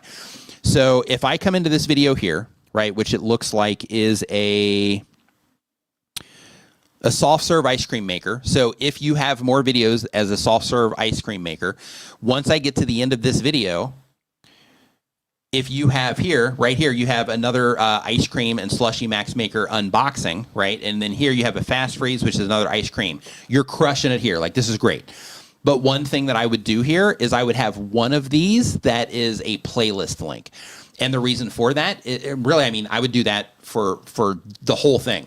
So basically the play here is that when they get to the end of the video, you let them know, hey, if you're looking for, you know, an ice maker or an ice cream maker, if you don't think this one's the right one for you, I have a playlist here of other ice cream makers that I've reviewed. Go ahead and check those out. And then when they click into that video, the win here is this. When they click into this video, since it'll be a playlist, then your videos are going to be suggested over here. So then what's going to happen there is, from the viewer's perspective, when they click into that playlist, they're going to see the other videos that you have over here. So instead of getting lost in these other suggested videos and things like that, they're going to be more focused on your content over here. And then even if they get bored with this video, they can click on another one of these videos over here in the playlist that leads them into something else that you might be able to make a sale from. So I would definitely consider that. Can you do something here? Yeah. Skip around for a second. Is he putting something above his head? Oh, skip in the thing? Yeah. What is he showing something above his head? Is there text that shows up above his head or anything? Hold on. Yeah, he focuses mostly on the products. I know, but so when he first starts, so let's just hit play. No. Nope. Can you just do a quick framing thing for him really quick? Mm-hmm. And just kind of show him how he would just be better framed? Sure. Yeah. Yeah. Give me 1 second. Joe, what you're doing is fine. I'm just gonna fine tune you here a little bit, just in terms of like framing yourself when you're putting yourself in front of the camera like this, to kind of make sure the shot has balance to it and you're framed properly. And this could be a one-off. I don't know what the rest of your videos are like, but Nick's just going to do a quick. I'm going to see if I have my thing in here. If I have it, if it's on here, if it's on my other computer. Hold on. It'd be a great add-on for your tools, or a little thirds grid that you can just lay on top of something size. That'd be cool. That would. Yeah, I've got my screenshot thing for the video that I haven't added to the dashboard yet. Mm-hmm. So let's see if it even shows up. Like, you're good there. Your thumb is balanced. Yeah, the thumb looks great. Yeah. Okay, so yeah, my screenshot thing isn't showing up here. right. Rule of thirds. I love seeing it. Yeah, so I'm just gonna do this the old-fashioned way here, really quick, Okay. just so You're close. yeah. Give me 1 second here. Yep. And I'm just gonna pull this down really quick. Okay. If you want to answer if there's other questions in there while I'm doing this, Yeah. if you want to hop on those. I'm gonna hop in. Cat just says rule of thirds is everything. Yeah, it just makes it feel a certain way. It's balance, right? Yeah. It's about balance.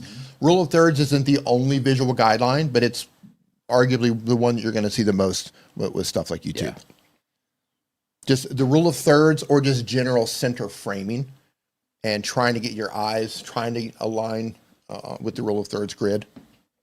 Close enough. Doesn't have to be exact. Mm-hmm. Good to hear. Will this, Kathy wants to know, will this be available for replay? Yeah. This part, I don't know. Should be for you guys. It should be. Yeah, for you guys, it should be in the whole video because I'm going to flip this back over once once it's finished into public. I wonder how that's going to work. I'm not sure. We're going to find out. Yeah. Yeah, they might be able to come. If you flip it back, they might be able to see, or maybe it's going to block it out. Nope. Interesting. I don't know. First time doing it. Yeah. I'm using a wide angle lens. Using that might help also. Possibly, but what you can do, Joe, is you can recenter this up in your video editor. So you don't have to change your lens. It's just that when you pull these clips of yourself into your timeline, you can just zoom in and are you going to show like an imaginary right grid? here. Yep. Yeah. So Nick's going to show you here in a second of how to think about this. And all you have to do is just zoom in on yourself and just leave it and align yourself. Simple fix there. Really simple fix. Okay, so the difference, just to show you here. So this is the current screenshot. You mean to put it back on? And then this one here. Oh, I'm adding you. Okay. Okay. Yeah, and then this one here is a better framed version. Yeah. Right? So what this does, oops, I just took it down. Hold on. There we go. Yeah, so what this does is this puts this to where, one, you're more authoritative because you are like taking up the screen, right? So like you're the core focus of this. In addition to that, if I turn on the grid here, you're also going to see that you're going to be at least relatively close. We're going to find out. Yeah, so you can see right here how your eyes are right on that line right here. And one thing that you can do is you can actually I would actually scoot you over just a smidge here, and then you're centered. Kind of weight it just a little bit over here, just a smidge. But basically with this, you can see how like you command the focus here. So when you're talking to them, then you're right there, just like if you were having, like if you go and you talk to somebody right now and you're standing there and you're talking to them, like this is most of what you're going to see anyway. Like if somebody's right in front of you. So this makes it all feel like I'm a lot more natural and a lot more comfortable. And because of that, when you position yourself in this way, one, you're filling the frame, which is like an authority type of thing. Two, you're also in a more just natural position there. And three, it just feels more comfortable, like when you're looking at it, just psychologically. So I would just consider doing that type of thing. Show him if you were to move him off to one of the sides as well, because there's a couple different ways to frame you here. So you can also frame yourself along the sides you can here. do either or here when it comes to that, depending on what else is happening. If you shoot back enough to where you have the extra space, you can move yourself to the side. So you might have to finagle that just a little bit. You're doing a fill here. Yeah. And this sort of framing works really well if you wanted to show something over on the side. Yeah. So if you're looking at, somebody like the nightly news or whatever news show that you're watching, you're going to see this layout a lot to where the presenter is over on one side and the thing that they're talking about is going to be on the other side. Yeah. And it's all balanced. So if you're so you can be talking about the ice cream machine or whatever, maybe the boxing, and you could put those things off to the side. Yeah. And turn that grid off. And you can go to the left side, you can go to the right side, or you can go in the center. Yeah. Or you have a couple different ways to frame this. Yep. But it's going to make you look a lot better. Yeah. Yeah, it just kind of levels it up and makes it a little bit more professional there. Right. But I mean, what you're doing, like people, obviously responds to it. You're obviously doing well. Yes. But these little types of production things can just make the video feel different, feel a little bit more, feel just a little bit more, professional and like all of that good stuff. Yeah. Yep. He says he does zoom in and out a lot, though. Yeah. Yeah, so that works. Just wanted to share that with you just because Dee noticed that, in the video when it first starts. Yeah. And when it first starts, that's where it's even more important. So I would at least do that, at the beginning of the video, just for that, just being able to make that feel, better when it first starts. My OCD goes crazy over shots like that. When I load up somebody's shot, if it's a little bit off, it doesn't bother me. Yeah, it's a little bit off. But when something is like seriously off, it makes me feel weird. So. Yeah, one other thing, like if we were picking on it, which I'm not picking on it, but one other little detail is I would also, and you have your setup, so like you don't have to do this, but I'm just bringing it to your attention, is if you look at this right here, because this is red, and just based on how colors work, like it's almost like you go past you and you look back here at this. So what I would do with this is I would frame it up so that you're commanding that focus. And I would also either scoot yourself over in terms of, how the thing is framed so that this is behind you and you can't see it, or I get rid of it. Or like D saying, or just kind of move it into a different spot so it just doesn't compete with you, as much. I would either get rid of it or get a different color. Yeah. Think of it, the colors, right? So color theory in general, there's a reason why stoplights and stop signs are red. Our eyes are drawn to red. Yeah. So if you're putting something red behind you intentionally, our eyes go right to it. Yep. Reds, yellows. That's why they're using like traffic and stuff all around the world, right? Because it grabs attention. It's right. Red is a universal sign for stop, Yep. and they use red because that's where our eyes go first. Just boom, right to it. So those are things to think about in terms of using color. Yeah, playing the mom game. What's going on? Hope you're There's nothing wrong with what you've done, but like Nick said, your eyes go right past you. Well, my eyes go right past you to that red, and I'm immediately thinking, what is that? Yep. What's that thing behind him? In some cases, it can be fine. Like, I don't think this is like having a pillow back there is like hurting you in any way. Like the things that we're talking about is basically just making it feel more like comfortable and like all that stuff when somebody first starts it. Because like all of this headspace up here, it just makes the whole thing feel a little bit off when it first starts. I think X can still watch us. Oh, really? I think so. Go look. Yeah. I'm still seeing an X viewership. Oh, okay. Interesting. Because there's no way to shut them out. Yeah, I'm going to look. Hang on. And then Magic Prepper says, I got emails. Yeah, hopefully that's helpful, Joe. If you have any questions, just let us know. And Magic Prepper says, I get emails from YouTube saying this video is suitable for all advertisers. When I set monetization to off, as it doesn't meet the guidelines, should I just go with YouTube's assessment? Yeah, I mean, if you are, like the worst case scenario is they will, demonetize the video. But if they send it to you saying that it is suitable, then they're making the call on that one. So yeah, I would just leave it up there.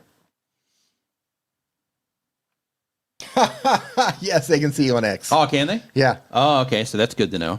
So can you kill that in StreamYard? I'm gonna try. Hang on. Yep. For those of you watching on X, I do apologize. This is supposed to be a members-only YouTube stream. You can come over to YouTube and watch if you're a member to Nick's channel. Otherwise, you might experience a little disruption right now. Yeah. Build and Fix with Mooney says, Nick and D, my last long-form video is one of my better retention at 44.9%, and I've changed the title a few times with not much difference. Can you look at the title? Yeah, a lot of times when it comes to that, like, the title, can make a big difference, but also sometimes like, just the topic itself. So where, you can just keep updating the title all day long and then it just doesn't end up making a difference just because you like the topic, right? And sometimes you can just change it, like just too much. But let's see here. I don't think I can. Okay, that's fine. It's saying about deleting it and everything. Oh, okay. I'm not going to do that. Okay. Ladies and gentlemen of Twitter. Yep. X. Yep. You get a little behind the scenes here, then I guess. Yeah. A little behind the scenes stuff. Enjoy. Yeah, we got to think of how to manage that for future streams. We can probably figure out how to turn it off. I just don't know it's just saying, do you want to delete this thing? And I Yeah, no worries. Yeah. So if it was my stream, I'd be like YOLO and just hit delete. But if it's yours, I don't want you to get right. You idiot. Yeah. Yeah, so if it's your last video, if it's this particular one, I found the easiest way to finish wood, pure tongue oil. Yeah, by putting the pure tongue oil on here, if that is the way that you're finishing wood, then you are removing the reason that people need to click on this video. So this is the way to get the perfect finish on wood, or this is the easiest way to get perfect finish on wood without putting the pure tongue oil in there. Makes it to where somebody has to click on that to get the answer. right? Or even I found the easiest way to finish the wood. When you put the pure tongue oil on there, if that's the way that you're finishing it, which it suggests here from the thumbnail, then you're making it to where somebody doesn't have to click on this in order to get the answer that they need. Hey, got a new channel member. Thanks for coming in. Hey, Muscle in the Mountains, what's going on? Hope you're doing great. To the Niminati. So welcome to Niminati. Make sure that you do go to the Facebook group. If you go to niminvip.com, it's going to redirect you to the members only Facebook group, and you also have Discord as well. I prefer Discord because if you have questions or something, you can drop them in there in a question, and then it actually has them all like threaded and self-contained, so it's just easier that way, and it makes sure that like nothing goes unnoticed. So I would definitely make sure that you're at least over there on Discord. Really quick. So CAD says, yeah, you can kill it on StreamYard. I do this all the time, D. So a question, because I've never done this before. When I click on the Twitter icon here, it says you are live, and it says edit and remove. When I go to hit remove, it says a post is created on X for this. Do you want to delete it? Oh, okay. It's all right. So, I'm just going to YOLO it. Do you leave these up on Twitter? Yeah. You do? Yep. Yeah, leave it up. It's okay. It's fine. Hold on. There is a checkbox here. No, just leave it. It's fine. Can I YOLO it? It's fine. Let's focus on these, and then we'll just leave it up there. Yeah. So, here I would adjust this where you're not giving the answer away before they need to click on the video. So that's what I would do here. I need to add you back to the. Oh, I wasn't up there? Nope. It is now. Yeah, so this one right here, just to kind of re-hit that one. So basically, this is the video in question here, and it says, I found the easiest way to finish wood, and then it gives the answer right here to how to finish it. So I would definitely get rid of the pure tongue oil on there. So then there's that, that like, oh, how do they do it? Yeah. So I would definitely make that update. Yeah, and together that works great. Perfect finish every time. Yep. I found the perfect wood oil. But don't tell me what it is. Make me watch. Yep. Yeah. And then this is true. I already said that. Kathy says, will this be available in the replay? Not sure. Yeah, I already answered that. I guess it will be, because when I make this public again, then it will be. It will be on X. Yeah. Let's see here. So I'll move back later. Just kind of looking through the questions here.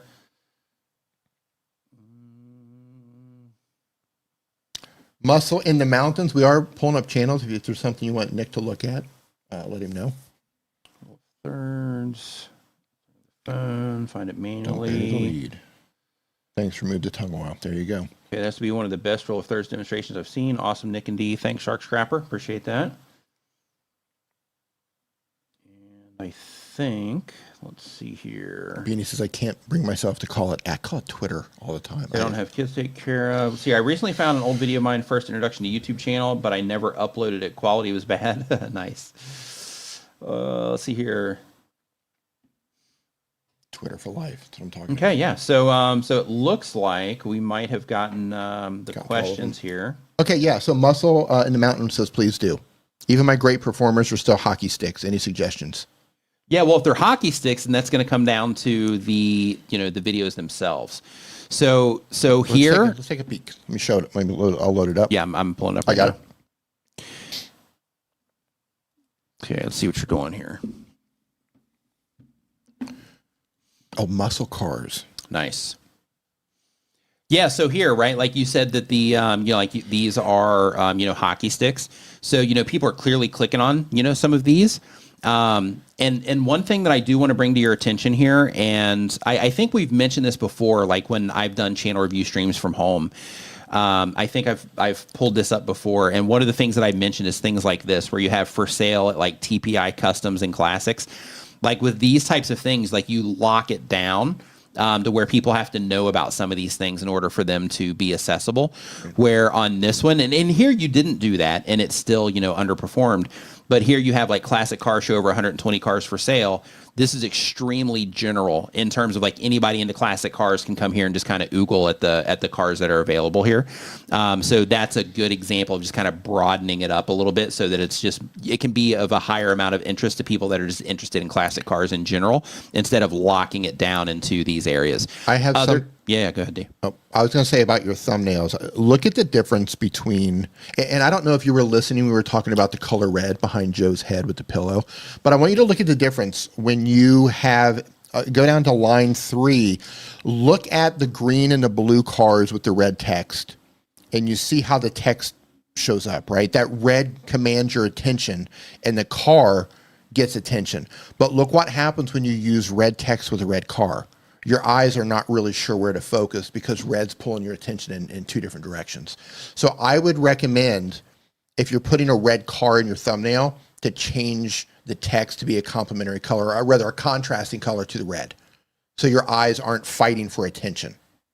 Just a little tidbit on that. Yep.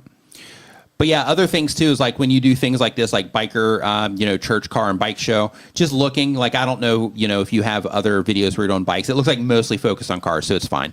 But what I was going to mention is if you do mix in like bike stuff, then I would also, just pay attention to how people are responding to that compared to just the car stuff. And I know you're probably limited on like how many shows you can go to and stuff, but I just wanted to bring that to your attention as well. But this is another one here, surprising car show in Shelby, North Carolina. This is another one where you're kind of locking it down to a location. I mean, still, anybody that's interested in classic cars, they can enjoy this. But one is, since you did have classic car here that people responded to, if this is classic cars in this car show, getting that specific on here might be something that you want to do, and making it more about the classic car show versus it being in Shelby, North Carolina, right? So it's these types of things that can work against you sometimes when it comes to the recommendation system, because, some of these things you might, like if it's about one particular event, if that event isn't famous or something like that, like if it was like the Easy Rider Rodeo, for example, if you're covering motorcycles, in that case, that's like a pretty famous thing. So because of that, if you made it about the Easy Rider Rodeo, then in that case, that might be enough. But when you are doing things like this and you're locking it down to an area, then sometimes that can work against you. So I would just experiment here. And YouTube, because they have their feature now about, changing titles and thumbnails and everything with their testing tool, that gives you the opportunity to test those sorts of things now, to where you can see, okay, if I do open this up and make it more, broad, do people, respond to this better? So you can get, data behind that suggestion as well. And then when it comes to, actually, we'll look at the underperformers here. Wow, those are cool cars. There. Yeah, so other things that I would also do is when it comes to, the videos that perform well, some things that you want to look at is you want to look at one, because you are taking them through this experience. So I would look at, the story that you're telling on one compared to the story that you're telling on others. I would look at how you are presenting the information, because I saw on the hover there that you were actually like walking and talking in this one, which you might be doing in the other ones too. But look, compare in your retention. Like when I start out with a focus on the cars, do they stick around longer? Or if I focus on me when it first starts, do they stick around longer? And just start looking through your channel at those sorts of things, so that you can make sure that when you're presenting the content and when you are editing the content, that you're putting the right things in the right place based on how people respond as well. You look super friendly, by the way. Yeah. Both of you look like dudes I'd hang out with. Right? Yeah, they do. Oh, he's got a shirt too. It's cool. Oh, nice. So yeah, so I would definitely just look into those types of things with your channel, because if your retention is hurting, you said you have the hockey stick at the beginning. Keep in mind, like, a drop is normal, but when it comes to that drop, you do want to stop it as fast as you possibly can. So what you want to do is go through your content and look for the videos that have stopped that drop higher. Just look and see, like, okay, what am I saying? What am I showing? Is there music playing? Is there not music playing? Am I doing a voiceover for this part? Am I not? Is it just quiet and they're showing the thing? Do you hear the noise from everybody else that's at the car show and I'm not really saying anything? I'm just kind of setting up the scene for what's happening. And you just want to look for those types of things when it's starting, and look across your content to see, okay, is there any of these videos, out of all the content that I have, out of almost or over 1,400 videos, do I see any of these that people are, stopping at a faster rate in terms of that drop? If so, then let me, see if I can find that again somewhere else in my channel, and then you kind of rinse and repeat that process. You can also do it on recent content just through experimentation. Be intentional about it. Okay, when this first starts, I'm going to, do this. When this one first starts, I'm going to do this, and then I'm going to compare and see if people respond to one compared to the other. And then if they do respond to one, I'm going to try to prove that it's a consistent thing that's going to happen, and then I'm going to repeat that and see if people respond in a similar way. Let's see here. So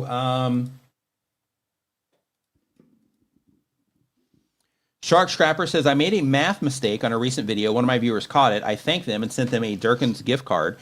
Put up a correction vid, but what to do with the original video, lots watch.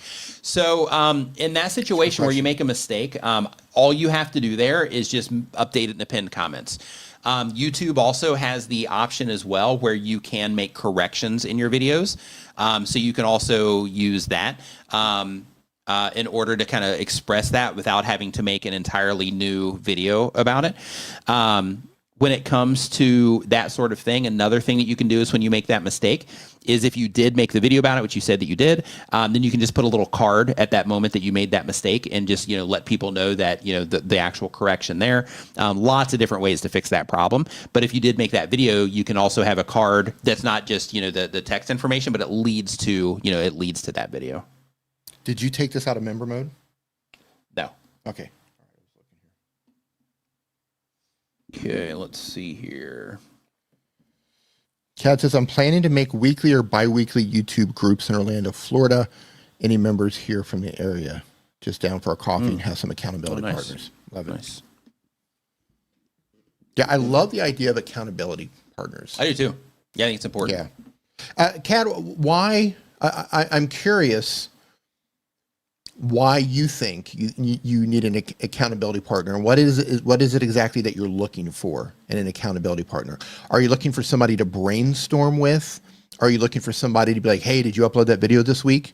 And like be tough. Like what is it exactly that you're looking for as an with an accountability partner?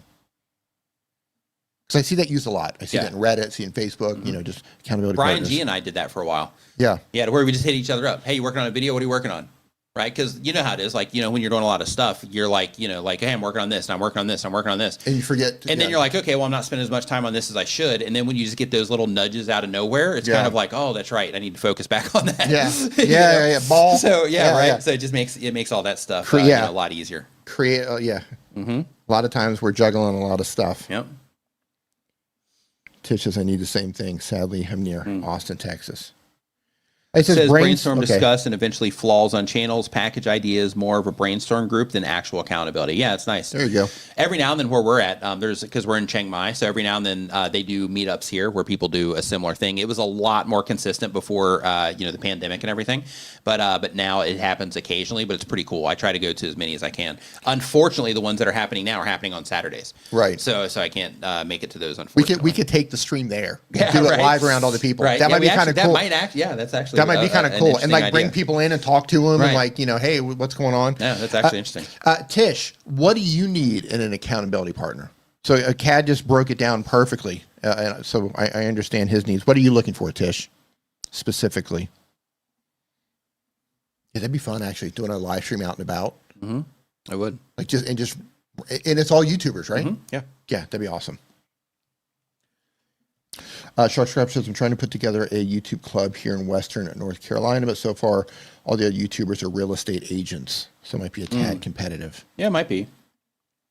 Yeah, things like that, like are like, I know one of the things that they did here, and this might be a play for both of you that are trying to start YouTube community groups in your area, is starting Facebook groups around it, and inviting people that you already know, hitting them up on their YouTube channels for like local people, and just letting them know the group is there, or Discords, or whatever it is for like your demographic. And then with that, start building those up first, and then offer the meetup. Or you can just start it with 2 people, because really it's really all you need in terms of like feedback and brainstorms and stuff like that.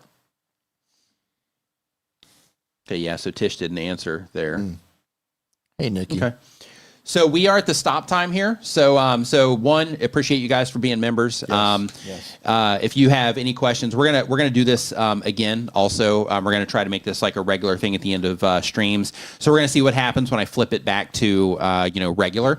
To make it like public again. But hope you enjoyed this, and everybody have a great rest of your weekend. Thanks so much for hanging out, and we'll see you next time. Yeah. D, good stream. Yep. Yep. See you next week, everybody. All right. Take care.